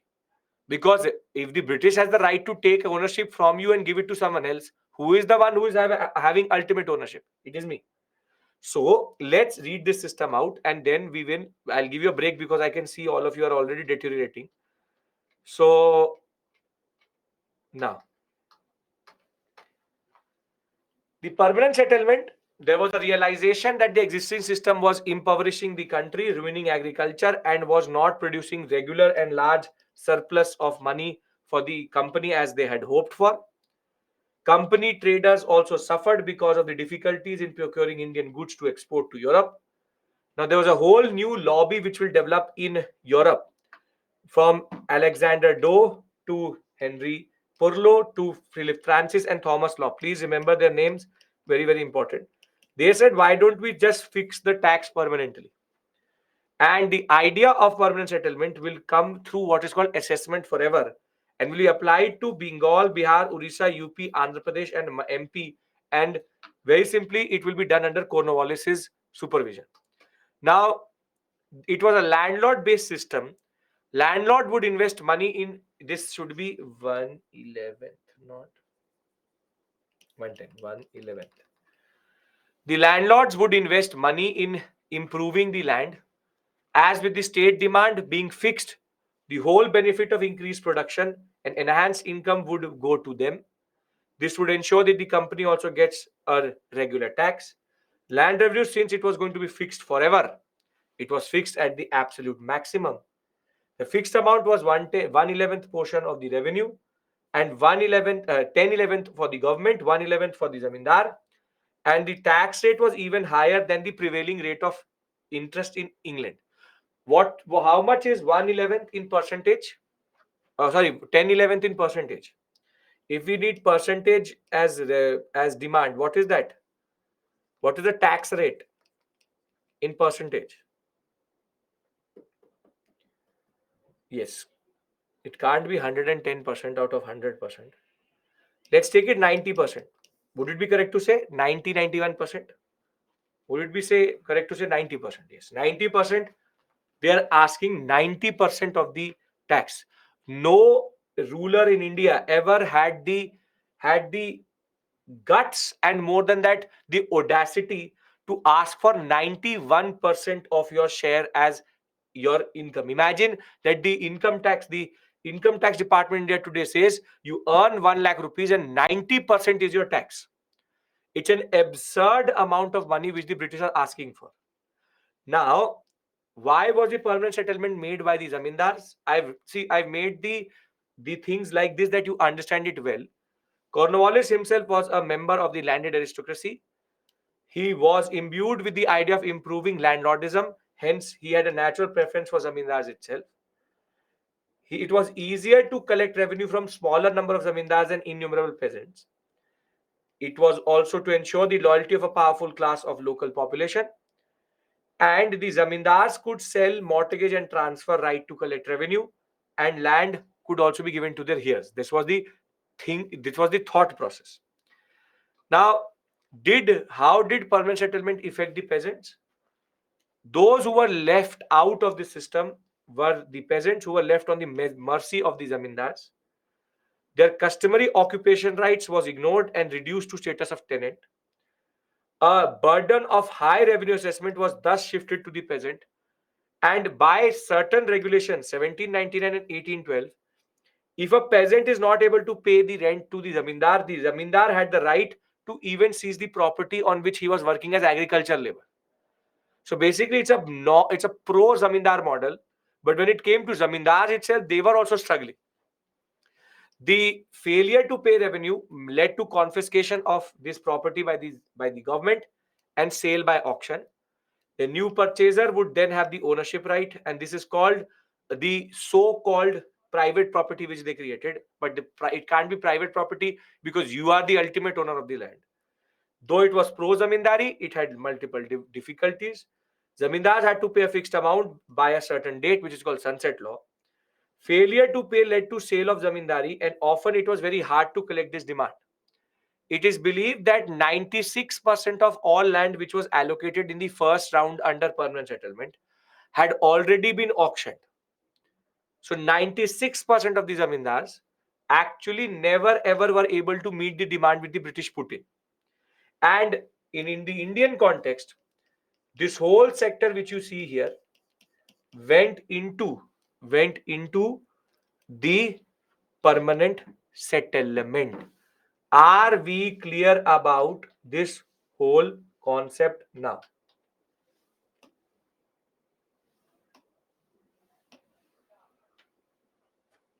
Done? Perfect. So it is 6:38. We come back at 6:50 and take the story forward. We have to discuss Rayatwari, and we have to discuss Mahalwari, and then commercialization and deindustrialization. A lot to be studied, a lot to understand, but quite interesting that way. Now you understand permanent. Rayatwari and Mahalwari will be quicker because it is this whole process of fathoming your head around how the system is unjust. That is already done. So 6:51. I've taken your 1 minute. I give it back to you. Written portion is sufficient for revision. Yes, I have written everything down again. Read the PPT. It is more than enough. And you have to not do a thesis on this. You just have to write the points which I have written in the PPT, and along with that, what is given in as textual form. Okay. Now, sunset slide. You want this slide?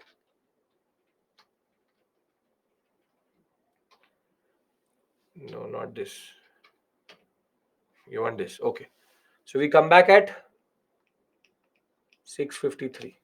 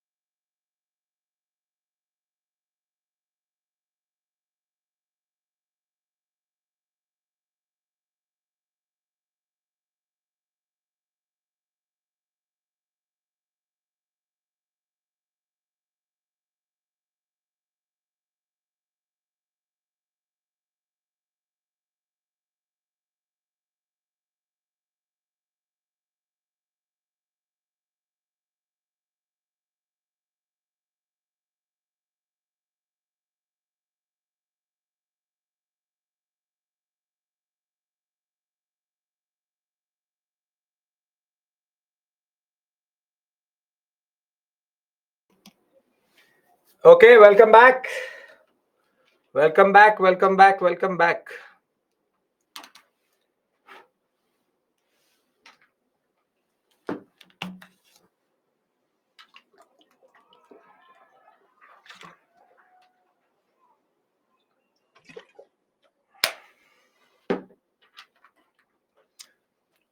Can we start again? Can we talk about Rayatwari?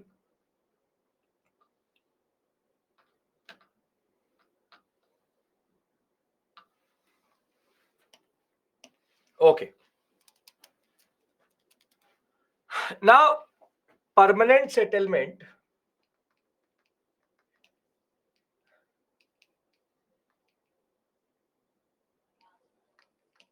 was applied to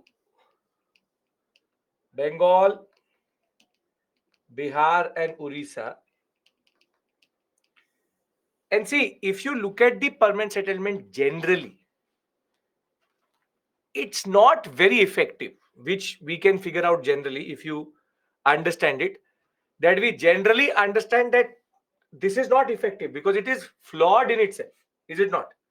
That the permanent settlement was obviously never going to give them the right outcome, never came. Never came. However, the British wanted to now extend this to the southern sector, specifically to what is called as Madras Presidency. And they do it. Wellesley does it. Wellesley applies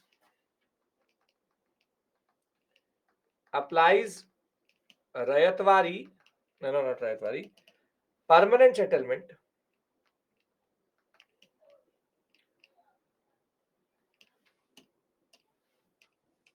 to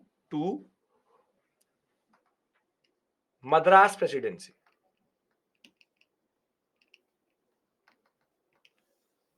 But there are two issues which emerge automatically.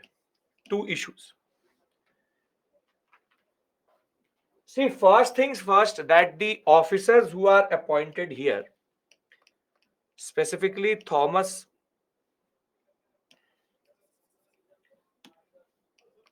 Munro. Thomas Munro is basically a Scottish officer. Everything I'm writing is visible. Kartika, just refresh. Is a Scottish officer. And as he is a Scottish officer, at this point of time, in Scotland, there's something called the Scottish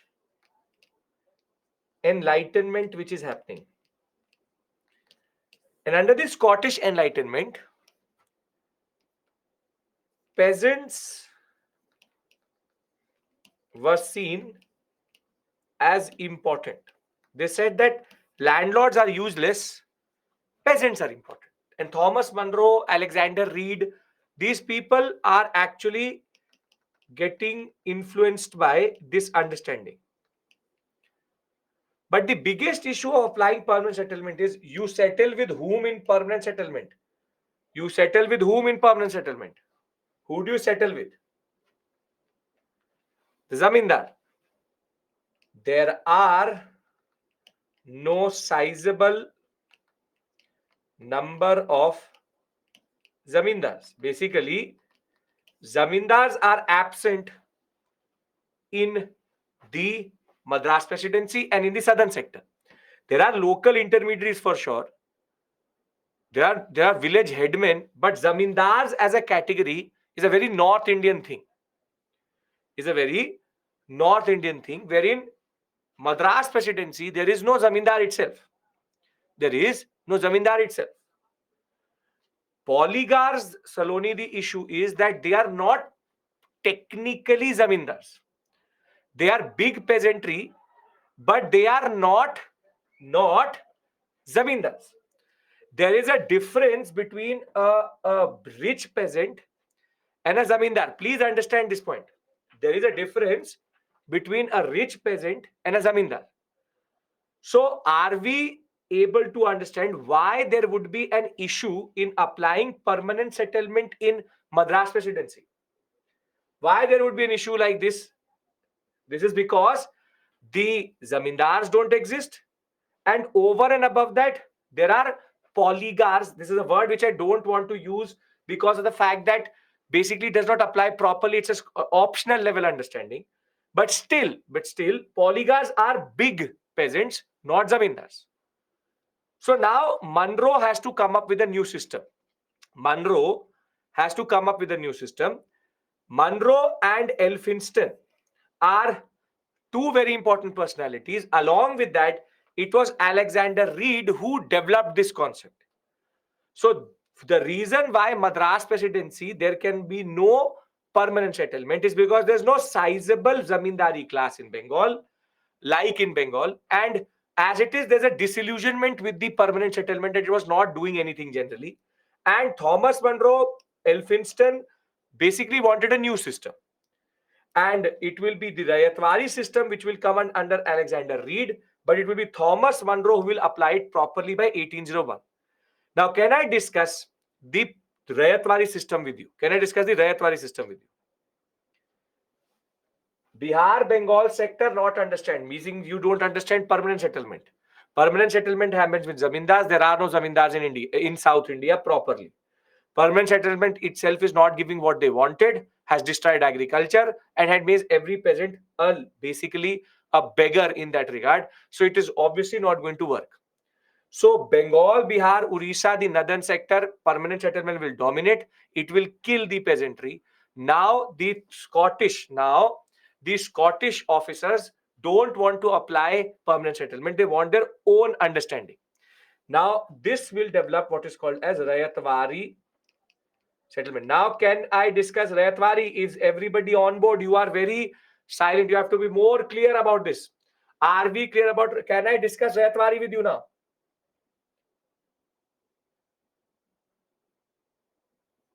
Yes. Okay. Now,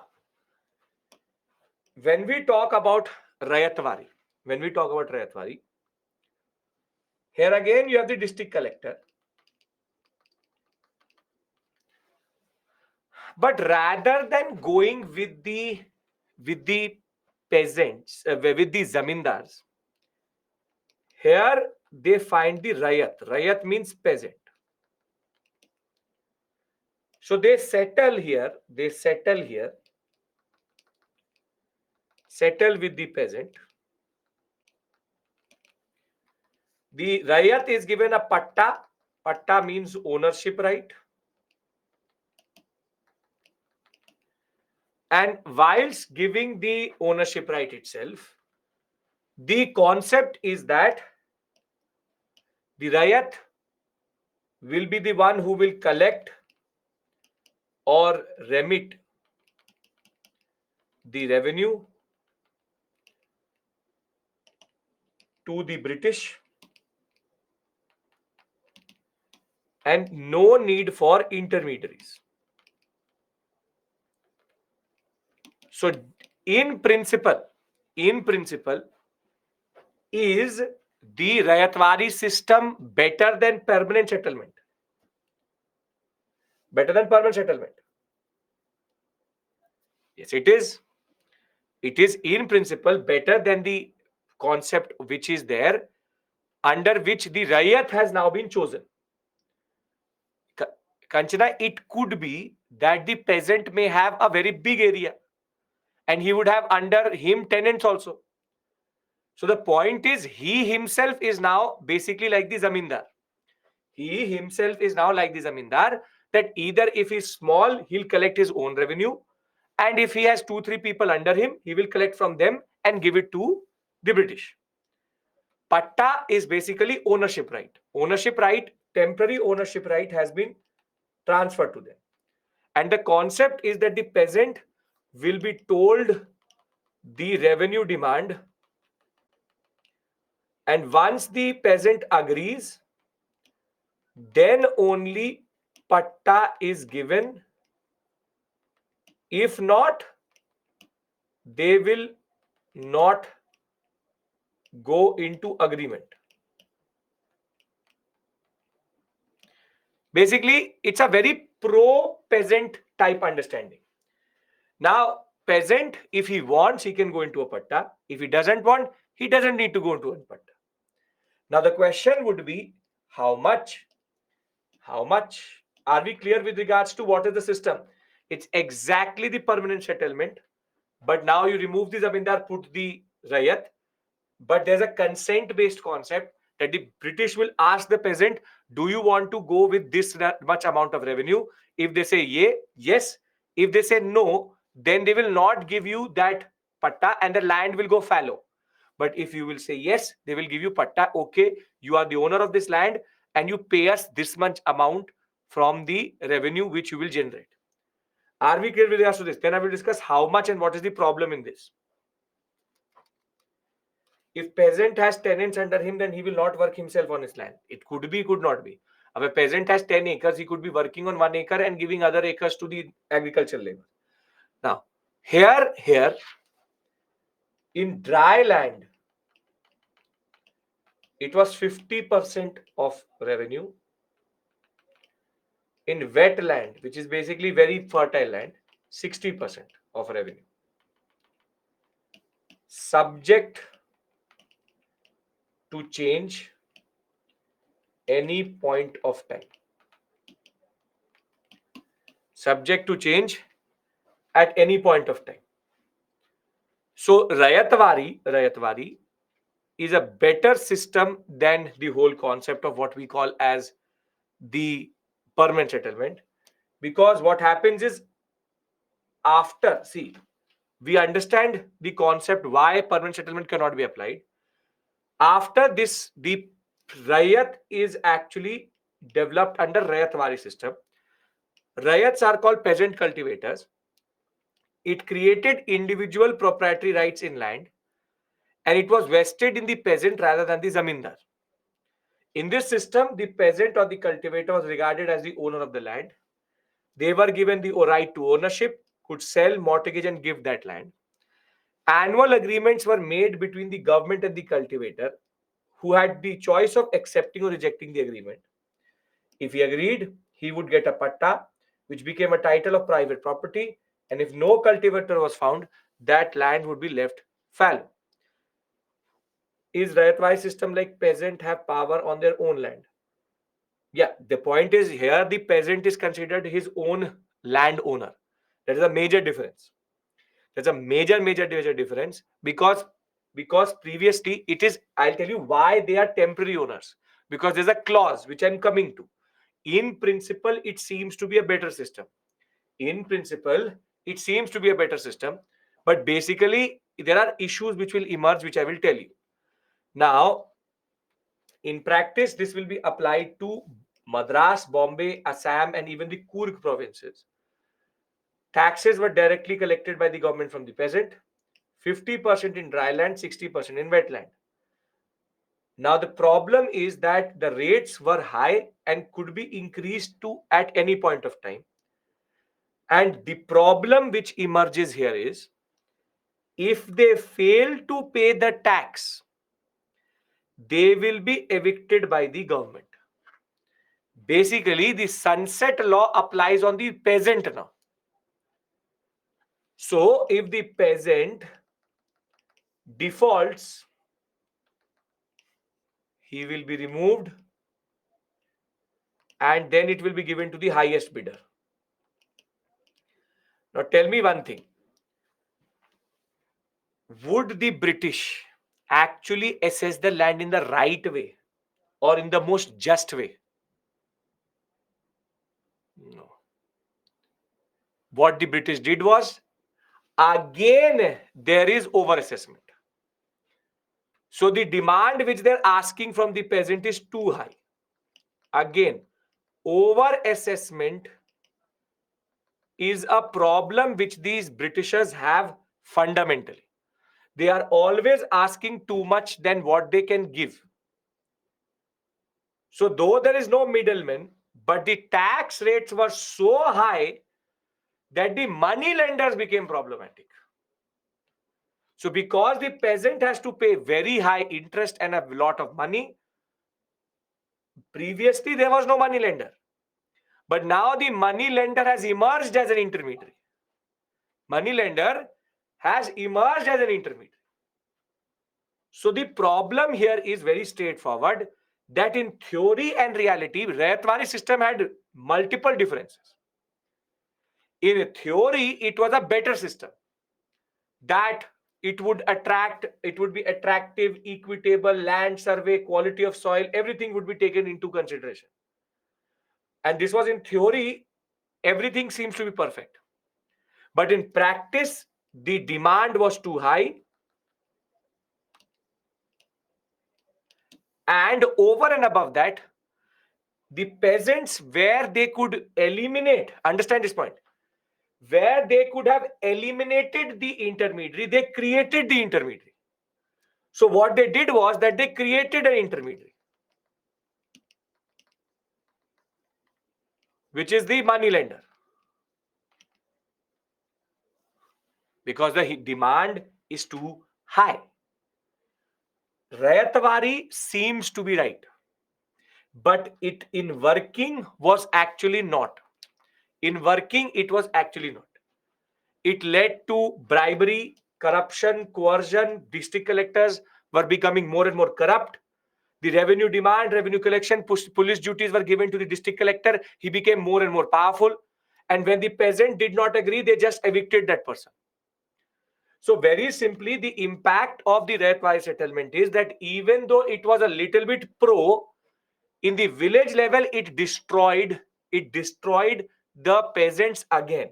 So somehow, when this Rayatwari was applied in India to a major chunk in India, the problem was that it's still doing the same thing.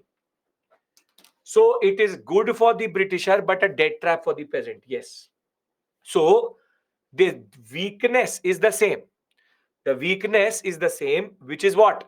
That be it permanent settlement or be it Rayatwari settlement, both have the same issue. See, I'll give you a table in the end, so don't worry, I'll give you a summary. The simple point is that the peasant is losing out in both systems. In permanent settlement, he's losing out because he's not been given ownership. And in Rayatwari settlement, he has been losing out because the revenue demand is too much. So he either goes into a debt trap or he loses land, which again makes him, and both of them become landless labor. And the issue in both is over assessment. So do we understand the issue with both permanent and Rayatwari? If we understand that, I want to then talk about Mahalwari and end land revenue settlements. As it is taken quite a lot of time, but it's worth the understanding and worth the importance. Yes? Debt trap, see, because Rayatwari is asking for too much revenue, they will take it from a money lender. If they take it from a money lender, they are now paying to the British also, money lender also. That's called the debt trap. Okay. Now, Mahalwari system is basically when the British gave up on India itself when it came to revenue. How was revenue going to be increased in any system? How was revenue going to be increased in any of the systems? The revenue demand was so much, nothing, no scope for increasing only. There, the zamindars could never increase the here. Nobody never meted the demand which was there. This is the basic point you need to understand.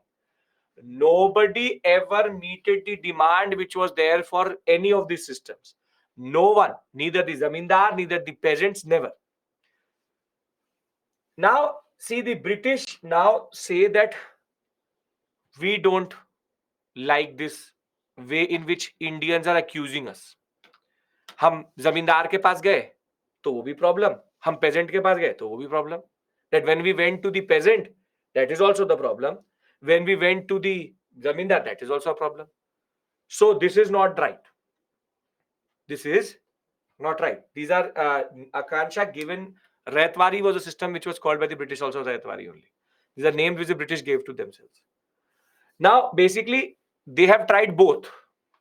They have tried both the systems, which is that they've tried peasant also and they've tried zamindars also. So what they do is very simply, very straightforward. In the northwestern sector, in the northwestern sector, they decide the revenue demand for a mahal. Mahal is basically a group of villages. Now see. First, the British went to an officer called the Talukdar. Went to an officer called the Talukdar. So, Taluk basically means again a group of villages. You would have heard this word till today because in state PCS examinations, the position comes block. Yes, block Talukdar. So blocks could be 2 villages, 5 villages, 10 villages. Taluk is a word which is still today used. So there is a word which is called Talukdar. Talukdars basically could have 2 to 3 villages under him. Tehsildar is different. Talukdar is different. Tehsildar is a revenue officer. Talukdar is basically a general administration officer. So there's a difference between these two. Talukdar is 2 to 3 villages. Tehsildar is a term which is used equivalent to the Talukdar, but he's a revenue officer. So basically 2 to 3 villages Talukdars have. Talukdars at this point of time could have hundreds and 200s of villages together. Now, very simply, this means that Talukdars are very powerful. But if the British ask too much from the Talukdars, will these local power intermediaries pay the British that amount? Will they give that much amount to the British? Obviously, no.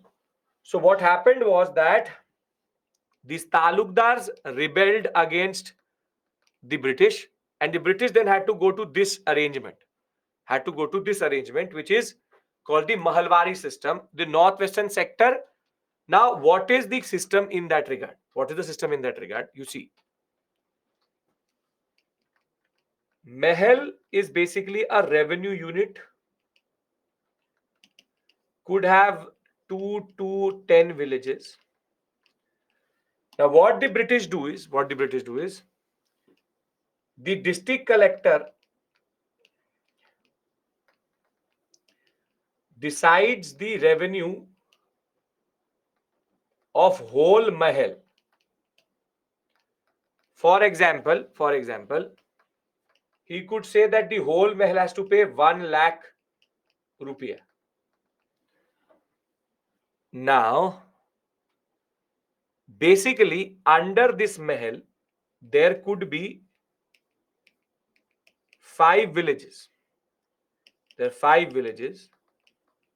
You have A, B, C, D. Now, each village would have a headman, Chaudhary.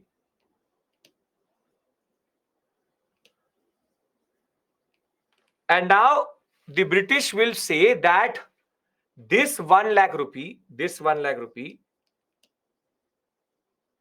you all have to contribute together. We don't care how this 1 lakh comes. You all have to decide how you come up with this amount. Which is that the fact is A, B, C, D, E together are 1 Mahal. And if they are 1 Mahal, you have to make sure that you pay us 1 lakh rupees. So now each village in that regard, how much is the demand? How much is the revenue demand for each village then? For each village, how much is that demand?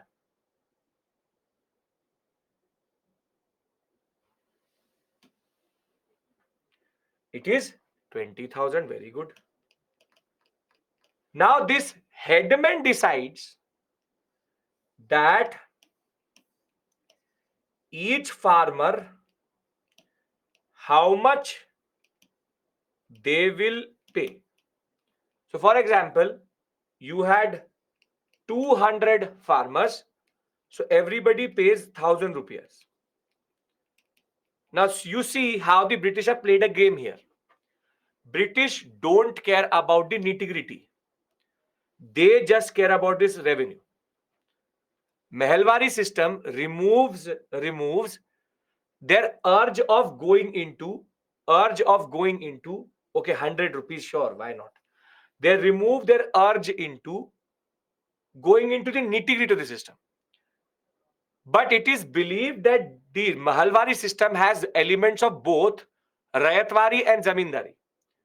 Can anybody tell me how does this system in a way strengthen the or has a reflection of the Zamindari system? Who is going to become the Maibap, the most important personality in the whole sector? Very good. Now, basically, this headman is acting like a zamindar because he can now basically, if I have a peasant who is close to me, I could have asked that person that you pay less, let him pay more. So, headman basically is too powerful. And the Rayatwari element is that 66% was the share, and for 30 years it was fixed. And after 30 years, it would be changed. So headman is basically going to act like a money lender also and a zamindar also. And the ownership is with the farmers. So the farmers still are considered important. The patta, the ownership right is with the farmer. So you have Rayatwari element, which is ownership is with the farmer. But zamindar powers have been given to the headman itself. This is why Mehalwari is called a mixture of permanent and Rayatwari. Does this make sense? How the Mehalwari system is the like the British giving up. That we don't want to go to this person, that person. We want you to give us this much amount. You figure it out how you do it. How you do it. So very simply, when we talk about Mehalwari system will come up with, under Holt Mackenzie in 1822 and will be given proper review under William Bentinck and will be applied in the northwestern frontier, Agra, central provinces and Punjab sector. It had both the elements of Zamindari and Rayatwari system. The system divided land into mahals and mahals constituted one or more villages. The tax would be assessed on mahal. Each individual farmer will be given the share. It was the ownership right is also is given to the farmer and the revenue would be collected by the headman. Therefore, it introduced the concept of average rent to be given by everyone, 66% for 30 years. It was called modified zamindari system because the headman virtually became the zamindar. And again, the same issue remains. What is the issue? Why would it destroy the village community or why would it destroy everything? Again, yes, perfect. You now are thinking like the Britisher. Over assessment. Again, there is over assessment. They ask too much out of the whole system. So, in the short term, it may be that it is a better system. But in the long run, it looks like permanent settlement only. There is artificial and faulty estimations. Big talukdars were the ones who were also contacted under this, but they basically rebelled. So for the same reason, they had to go for the Mehalwari system. No field survey was done. No assessment was done. Wherever there was a talukdar, they still wanted to go with that person. So though talukdars had been eliminated, still they were important in the system itself. So the point is that when RM Bird talked about this concept that we will have a survey and assessment mahal based on the potential of the land itself, it actually was never applied. The system failed because there was too much confusion, there was too much corruption, virtually impossible to implement. New arrangement was very, very complex for the administrative machinery also. In the village communities, the debt burden started to increase and everything was now going to go into an abyss. And the Meherwali settlement, which is applied in this area, was again a failure. Now, if you allow me, I would like to bring all of this together. I'll make a table. If you can remember that table, it is good enough for the prelims examination. Mains examination, I have already told you the issues. I'll give you a breather and then we talk about commercialization and deindustrialization. Can we do that? Yes. Okay, perfect. So now beautifully understand this. If you can understand this box, I hope all of this had made sense to you. It's very theoretically heavy, but very beautifully understood if you understand the concept itself. How the British are basically how the British are basically trying to find their space in India. That is the basic point. So if I don't give you a breather here, you'll most probably collapse. That's the problem.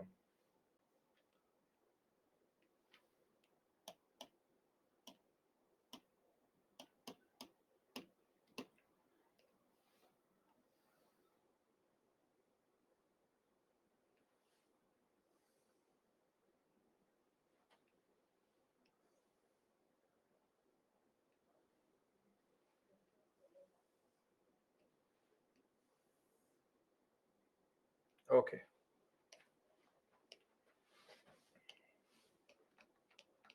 System permanent Rayatwadi Mahalwadi.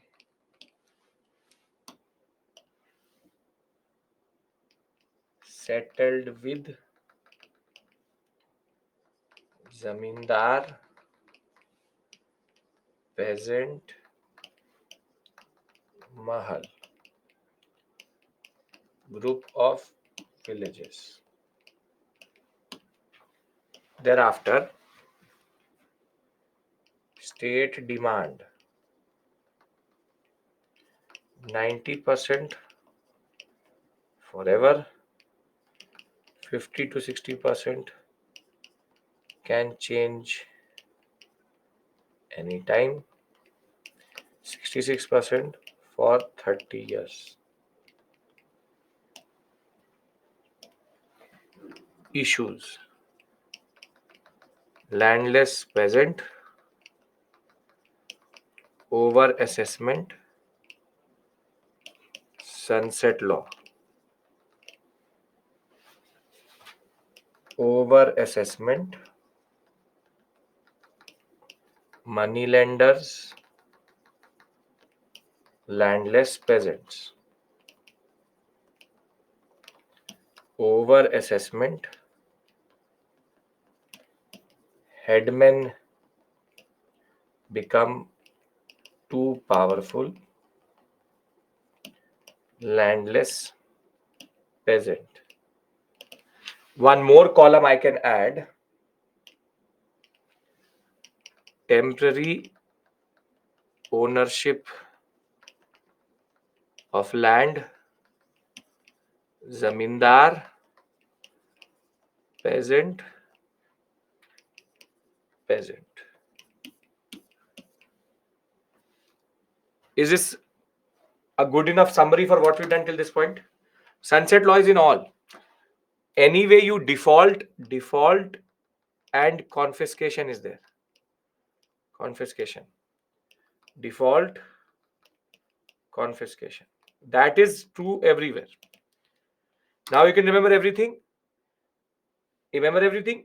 Can I give you a breather here and we then come back and finish commercialization and deindustrialization? You can add started by whom? Sure. This will be Cornwallis.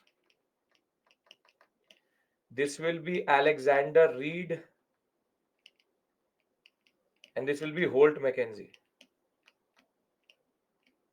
Good enough? Issues: landless peasant, overassessment, sunset law. Overassessment, moneylenders, landless peasant, default, confiscation. Overassessment, headmen became too powerful, landless peasant, confiscation, peasant, zamindar. Done. I hope that if you've previously gone through this area, I hope that your understanding is better than what you've done yourself or previously done in any other platform. The basic point is now you understand how the British are so engrossed in what is basically happening. Assessment means what do you want out of that whole system. Yes, I am not adding year, that is immaterial. Though it's 1793, 1801, 1812, 1822. That's the point. Can I now give you a breather? Yes or no? Okay. Headwind works like a zamindar, is but still remains a headwind only. So we come back at what? 7:40 and we take the story forward. Okay. See you.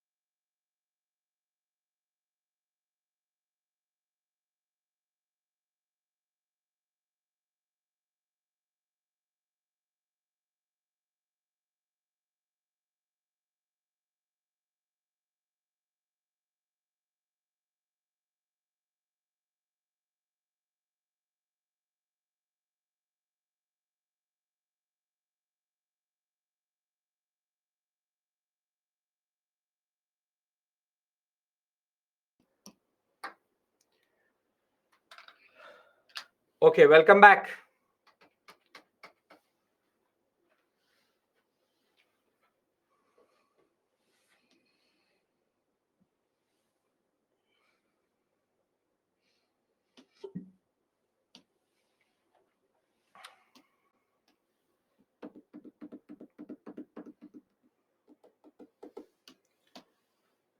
Okay, we start our second discussion, which is called commercialization. Commercialization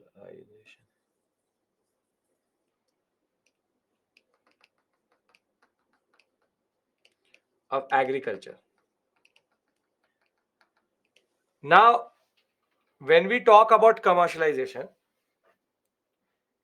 in Indian history, if you will talk to a Britisher or if you'll talk to any random personality who does not have a nuanced understanding of British history, they will talk about commercialization in a positive sense.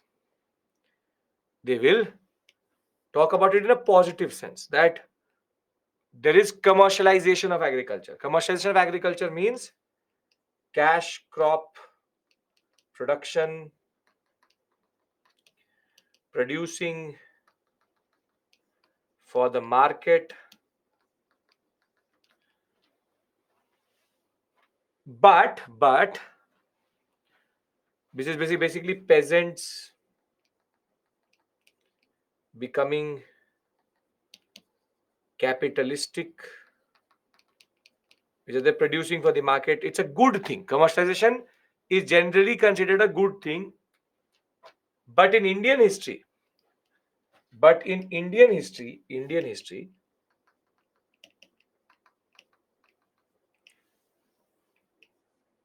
commercialization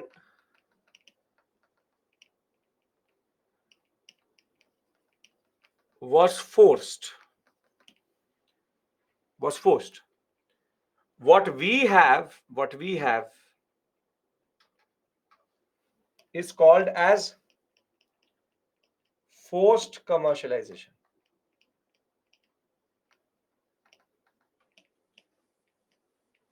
And this forced commercialization was very well planned by the British.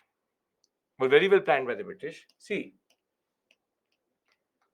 land revenue settlements create high demand for revenue. Now tell me one thing.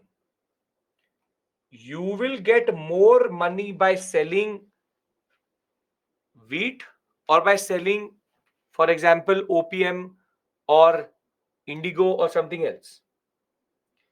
A cash crop, you will get more money or you will get it out of grains. Very good. So, in order to meet the high demand,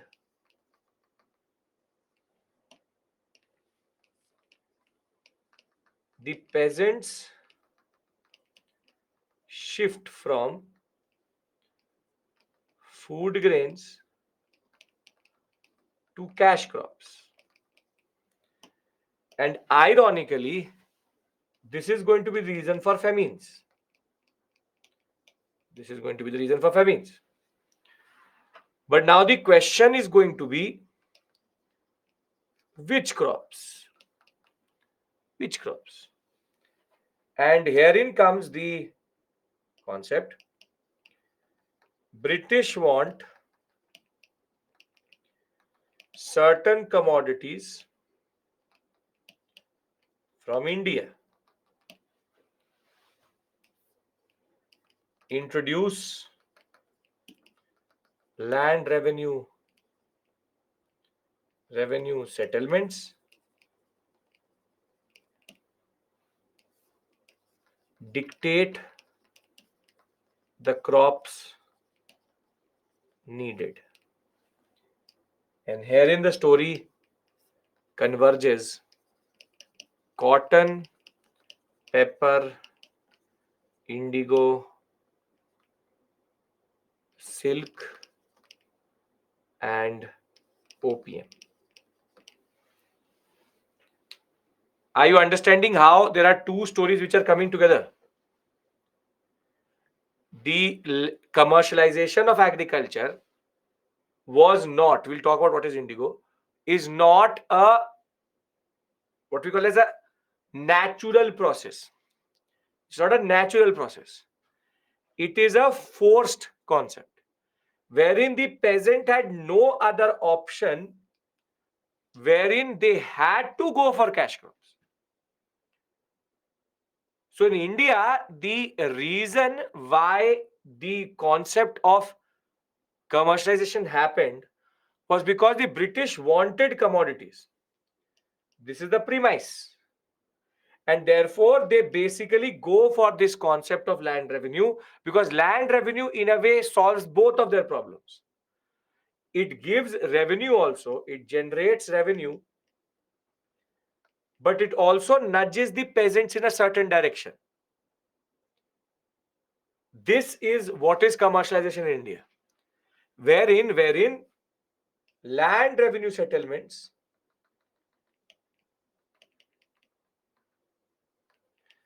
produce forced commercialization.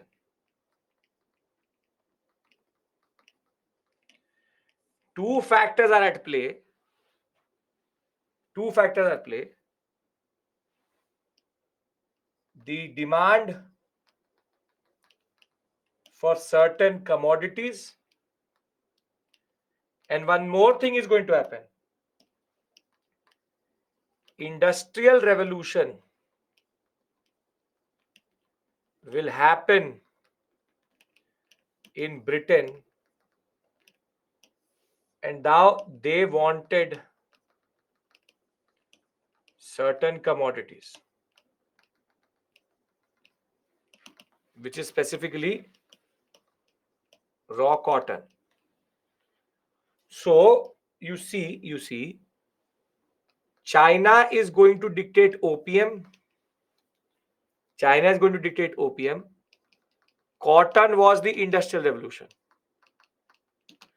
What I'm arguing is a very, very simple, straightforward concept.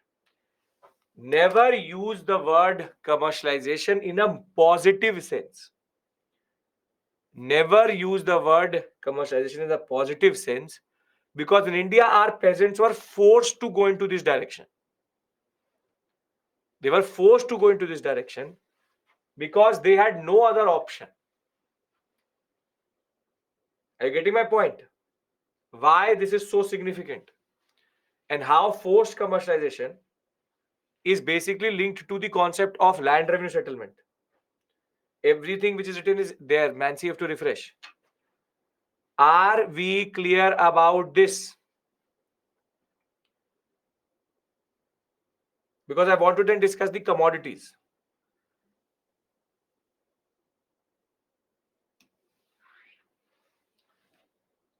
Yes, sir. Clear, sir. Okay, now,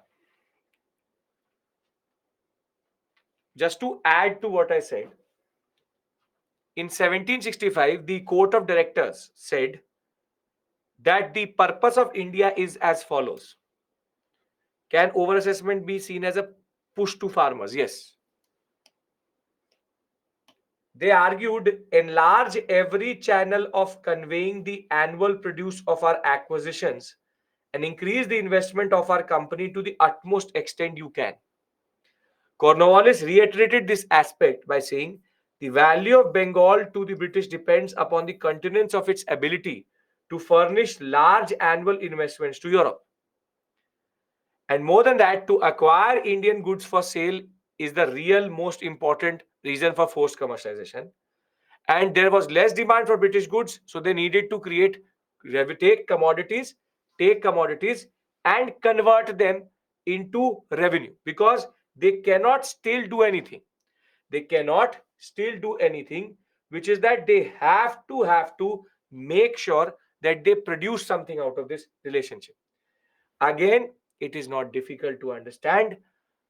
The reason why commercialization happens in India is not because it is a natural process of the peasant moving towards the concept of capitalist farming.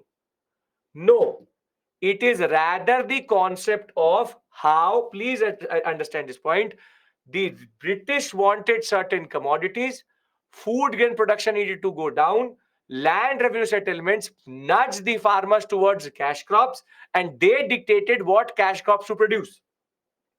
The peasant could have produced anything, but the peasant didn't. The peasant didn't. Rather, the peasants produced what the British wanted them to produce. Please understand this convergence. Please understand this convergence, because it is very, very important to understand how land revenue settlements are linked to the concept of commercialization. So, very simply, when the industrial revolution will happen, they will ask the British that the Indian sector should become a raw material producing sector rather than cotton textiles. And we'll discuss how this is linked to deindustrialization tomorrow. But what is more significant here is India needed to produce commodities which could help the China India British trade. And therefore, the fact is, land revenue created the over assessment issue. Commercialization are now going to create the commodities which would be taken to China and to England. Are we clear about this? The reason for land reform is in a way to produce cash crops. It's not that they're happening independently, they are happening in an interconnected way. Now, what are the commodities which they made us produce? Again, I'm telling you one simple point. Land revenue settlements produce the context for commodities which will be taken to China, then to England, and India is connected through this triangular trade. How did land revenue force the peasants to produce a particular crop? Again, you're not getting the point. How do I tell it? See, you have a very perfect life, but you use public transportation. For example, you use public transportation, but I have a car and I sell cars. So the British I need to somehow make you shift from public transportation to buying a car. So what I do is that I influence the MPs and introduce a law in which more than a certain number of people cannot take a bus. So what I'm doing is two things. I'm influencing the politics so as to produce a consequence. And that consequence is that now you have no other option but to actually buy a car. So the British, by introducing land revenue settlements, are doing two things at the same point of time. They're generating revenue, but they're also generating the need for shift to cash crops. And when the peasant will say that we want to produce cash crops, the peasant could have produced any cash crop. But here the British tell them, okay, produce these things because we need it. It's not difficult to understand. They are molding the commercialization according to the need of their own empire. Are we clear about this? Yes, British get benefited in two ways. It can also now export the raw material. It can also get the revenue. Why to take China? Because tea is in demand and Chinese tea is very, very, very expensive. So the demand for Chinese tea and silk is so much that they need to make sure that the Chinese trade is also managed. Okay. Now, we now move towards these different commodities. The first such commodity was silk. See, the British had access to Chinese silk, but Chinese silk was very expensive. They were also buying Italian and Spanish silk, but that is also expensive. Silk was produced in India, but the problem was not at the scale and quality they wanted. So the British actively, as soon as they start to capture the Indian sector, is this right? British wanted certain goods, so they started land revenue settlements, which helped in revenue plus shifting farmers to cash crop. Yes. Aditi's understanding I'm making public. This is right what she's trying to say. This is basically the gist of what I'm trying to argue. Okay, thank you, Aditi. Now, Simply, Italian and Spanish silk, they want to replace. Bengal silk is there, but there's a need to increase the production capacity and also the quality. So what the British do is they introduce this concept of filiatures. Basically, they introduce a new technology. Filiature is basically a hook shaped. It's a hook shaped iron stand. And what happens is that if you've ever seen silk production, they used to put it in. They used to silk thread. They used to make by pulling it from hand to hand. So now what they did was that they asked to them to pull and make the silk thinner by using these hooks in that regard. So in the examination, if you see the words filiature, it is most probably going to be related to silk. They also coerce the mulberry farmers in India to grow silk at the lowest price possible. And this is going to be a pattern which you will see, wherein the British will force everybody to sell at the lowest price possible so that this silk could be taken to England. So the word which is important here is filiature. Then comes opium. Opium, Afim, was for very specific production in Bengal for China. China at this point of time was being fed. Literally, the Chinese were drugged so that their economy would open, And opium from Patna, the Patna opium was very, very important. Was very, very important that Patna opium could be sent to China. So what they did was that there was state grown opium farms, and again opium sellers were asked to sell opium at the lowest price possible. From 1773 itself, the government started to appoint contractors to acquire this crop, and opium became the single most important commodity which could be used to drug the Chinese to get their gold to take their tea and silk. So, very simply, Britishers have said that cultivate cash crop instead of normal crops. Yes, Pavitra, because they are not saying, they are asking for so much money that food grains can never give you that much money. So you have to go to opium. You are forced to go to opium. That is a point you need to understand here. The peasant has been compelled to look towards a crop which they would not have produced previously, but they are producing because they have no other option to do it. That is the point you need to understand here. The problem here is very straightforward. They have to produce these commodities because they have no other option because of land revenue settlements. Now, the most controversial crop is indigo.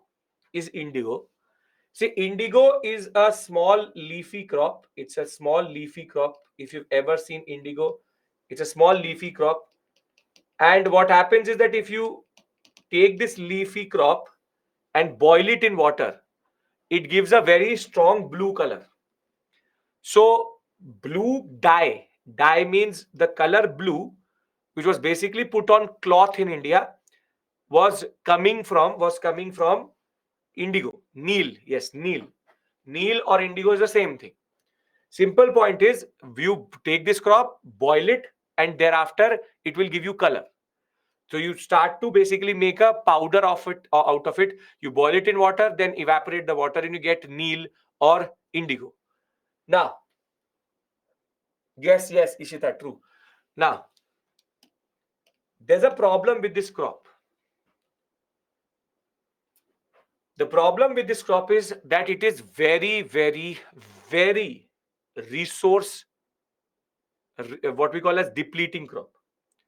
It takes out the nitrogen from the soil very quickly. And basically, over a period of time, if I grow indigo, my yield will keep on going down. It destroys land fertility. If I can produce 10 kgs, then I will produce 9 kgs, then I will produce 7 kgs, then I will produce 5 kgs. It literally destroys the land because it is a very nitrogenous plant. It takes nitrogen from the soil, therefore destroying the fertility of the soil itself. So indigo is a devastating crop when over a period of time, if you are continuously producing indigo, it will destroy land fertility for sure. Now, why did the British need indigo?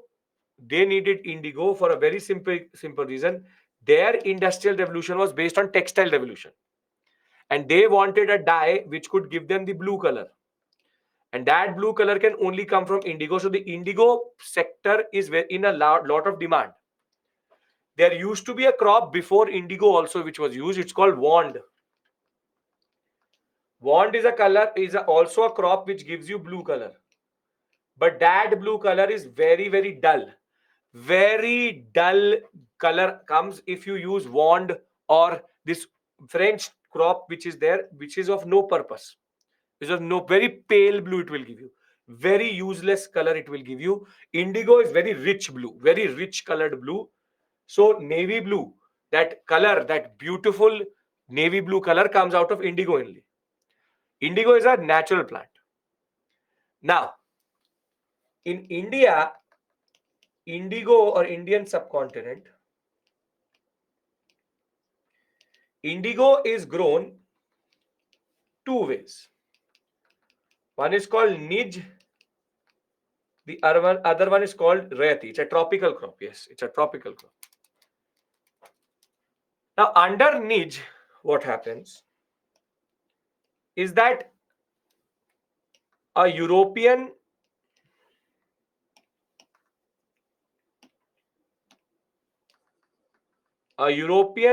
planter comes to India.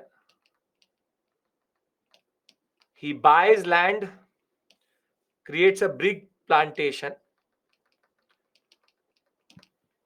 Remember this point. Land is owned by planter who's a European, and peasants come and work on his land and produce indigo in the same plantation with a lot of what we call as processing systems also here. Is the plant name indigo kept from name India? No, there's no connection like that. Now, only 5% of all indigo which was produced in India was Nij.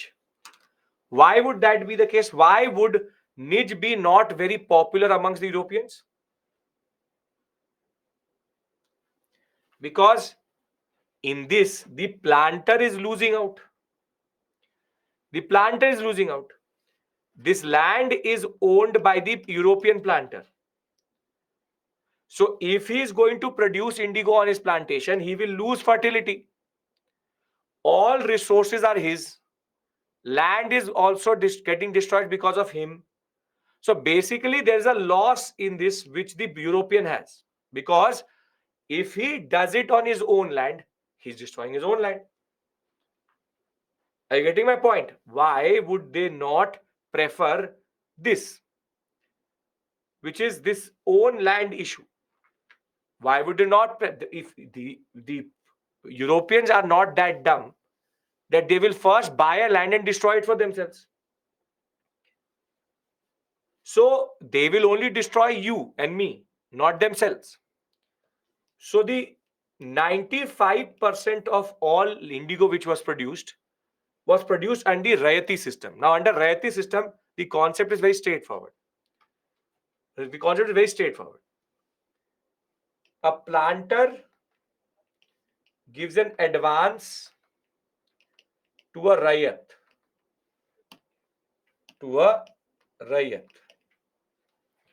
For example, he says, I give you rupees 100. You will produce indigo and you will sell that indigo at rupees 10 per kg. So how much kgs does the planter need, does the Rayat needs to produce? 10 kgs. So in a way, 10 kgs is going to be produced, is the demand. Now the Rayat, what he does is, he is asked that on 25% of your best land, you produce this. You produce this. And every year, he gets an advance. Rest 75% he can produce his own. Best 25% is going to go under Indigo. If you want to produce all, advance will be bigger. But basically, Rayati system is a debt trap. How? 100 rupees will be given, 10 rupees is the rate, 10 kgs he will produce. No issues. Next year again 100 rupees will be given, 10 rupees will be the rate. But will he be able to produce the exact same? If he is producing the same year on year, now he will produce 9 kgs. So now he is going to be given 100 rupees, but now he owes 110 rupees. Till 10 rupees, that will become n kgs, then 7 kgs, then 6 kgs, and the debt amount is keep on increasing. It's becoming 120, it's becoming 130, it's becoming 150. This becomes a debt trap. So you're destroying your best land, you are losing fertility, the yield is falling down, and the debt is increasing. That is why indigo was considered the worst crop ever produced by any of our peasants. Because when you go into this type of debt trap, there's no way to come out of it. Because you will never be able to increase until unless you leave the land fallow for at least 2 to 3 years. And if you leave the land for 2 to 3 years, then how do you give that 80 rupees, 70 rupees, 60 rupees? So the debt keeps on increasing, the fertility keeps on going down, and the peasant is now the victim of the British politics here. So you see, it's a blue crop, tropical crop, and in the Caribbean islands, it used to be produced, but in the demand for indigo increased. Caribbean islands were never able to match it. And Rayati and niche system developed in India to basically produce indigo at larger commodities or quantities. In the first system, which is Nij, planter undertook the cultivation within his own plough and cattle, employing hired labor for the purpose. And the plant was cut and taken to the planter's factory for dyeing and extraction. However, under the Rayati system, the peasant cultivated the plant on his own land and had to deliver it to the factory at a fixed price. Almost all indigo was produced under this system as it had advantages to the planter. At the beginning, to begin with, the prices paid by the peasants were very low, and yet they could not refuse to grow the indigo. Refusal might have led to beating up and coercion and destruction of the crop, other crop which they were producing. The planters were Europeans. They maintained excellent relationship with the British officers, and therefore the peasants really had no real redressal. And this will be one of the reasons for the indigo riots which will happen in 1859-60. We'll discuss indigo riots separately. Later, German dye will come. Still, they will make our peasants produce this at a very cheap rate.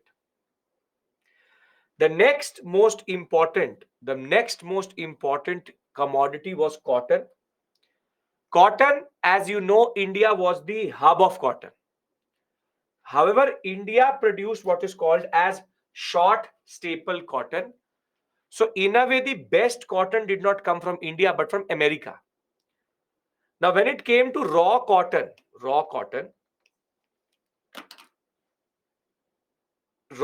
production went through a certain cycle. Till 1860, nobody really wanted Indian cotton too much. Between 18 to 1865, there's a boom. And after that, there is again a very major loss in this sector. What happens between 1860 to 65? What happens between this period? Yes, it is called the American Civil War. America was the biggest producer of cotton in the world. The southern and the northern states of America will fight. and that will lead to a major decline in their cotton exports.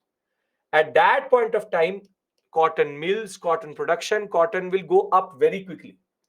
But as soon as the Americas were properly fine, that demand will again come back, and now Indian cotton will again not be asked. And that will in turn lead to, if you know, it's called the Deccan riots. The Deccan riots in India happened because of this cotton boom and bust. So it's a black soil, raw cotton is a very important soil that way. By 1806, a substantial area of Gujarat, Maharashtra was producing cotton in that regard. By 1833, European merchants were also trying to send it to Europe and selling it to other European countries. But in the 1860s, it is this period in which cotton sees a boom bust, and that will lead to Deccan riots and Deccan issues and issues in the agriculture sector generally. The last two major commodities are pepper. The story is again the same. India was the hub of pepper, but what they did was that they made our cultivators sell pepper at a throwaway rate. So the British used their force and their coercion to buy pepper at a rate which was basically a throwaway rate. The same will also be true for sugar. Sugar is going to be produced in that UP Bihar, but UP sector, Gorakhpur sector in a huge amount of quantity, huge amount. And that is going to be because of the fact that that area had a very good sugarcane producing sector. What is the problem with sugarcane as a commodity or as a plant? What is the issue with sugarcane? It loses its, no, it is very water intensive. But once it is cut, it has to be processed within 24 hours. Because if it is not processed within 24 hours, what will happen is it will lose its sucrose value. So sugarcane will also boom. There's a lot of import which would happen in London from India vis-a-vis sugarcane. But after 1848, when the Caribbean islands will pick up its sugar production, Indian demand will again fall. And sugar farmers had two big major issues. Again, that same debt trap which was used on the indigo farmers was also used on the sugarcane farmers. Because sugarcane is also a very water intensive crop. And if something happens to the monsoons, it will not work in that regard. So, in a way, let me try to bring everything we've done together in one slide itself, because I don't want to start deindustrialization. That is, cannot be done in 15 minutes. What are questions in prelims? I'll show you these questions tomorrow. Don't worry. They're very straightforward. This is a more mains oriented area in that regard. Can I discuss with you the concept of what we've done today? Tomorrow we finish economic history and go into acts and other things. Can I bring everything together? I'll leave you, because as it is, it's a heavy class, so I don't need to worry about that. I'll leave you once I give you the summary. We started with understanding dual administration, understanding what is called as dual administration. Does anybody have any issue in dual administration? Does anybody have any issue in dual administration? No. Which is the concept of Nazim's power with the British, with Reza Khan, and Diwan's position taken by the British. Thereafter, we tried to understand that why is the revenue of Bengal so important? And the conclusion we came up with was that between pre 1765 and post 1765, there's a major difference, wherein pre 1765, the British have a negative balance of trade. Dual administration, as I told you, is British taking only Diwani rights and not Reza Khan's position as Nazim, so that the British don't have to take the headache of day-to-day administration. They can just take the money and go.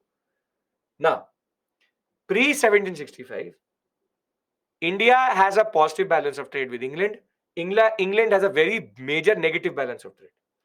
Post 1765, this revenue is used to buy commodities which is needed in India, which you now see how they did it.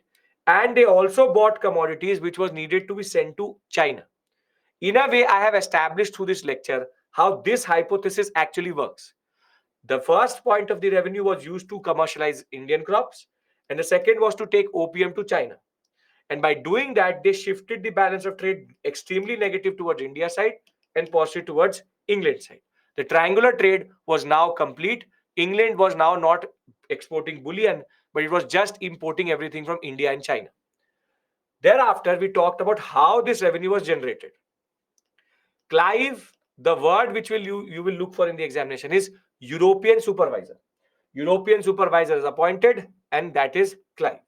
Thereafter, you have second is Hastings. Hastings model is called farming out system or the Isdari system, under which he has now created a district collector, and there are the revenue collecting right goes to the highest bidder. This will also not work, so we'll have permanent settlement. Permanent settlement, zamindar 90% forever, incentive over assessment leads to big issues. Thereafter, this will be overcorrected in Royatwari, Rayat, over assessment, same issue, 50 to 60% can change anytime. Then Mahalwari, with the Mahal, villages, headmen become important. Sometimes with talukdars also, 66% for 30 years. But again, it will be over assessment and the headmen become like zamindars. And we have now understood that how all of this created the need for going towards cash crops. And that is what is called as commercialization of agriculture. If you understand this whole system, then tomorrow I want to discuss deindustrialization, which is intricately linked to this whole concept of land revenue and commercialization. If these 2 points are totally clear, I will leave you for today and we will see you tomorrow. Deindustrialization is and drain of wealth along with famines, and then we do previous year questions, because this is the area out of which previous year questions have come quite a lot, and we will then move on to acts. Yes, everything is clear. Thank you. Take care. See you tomorrow, same time. I'm giving you 12 minutes, but I will take it back also later if needed. Right?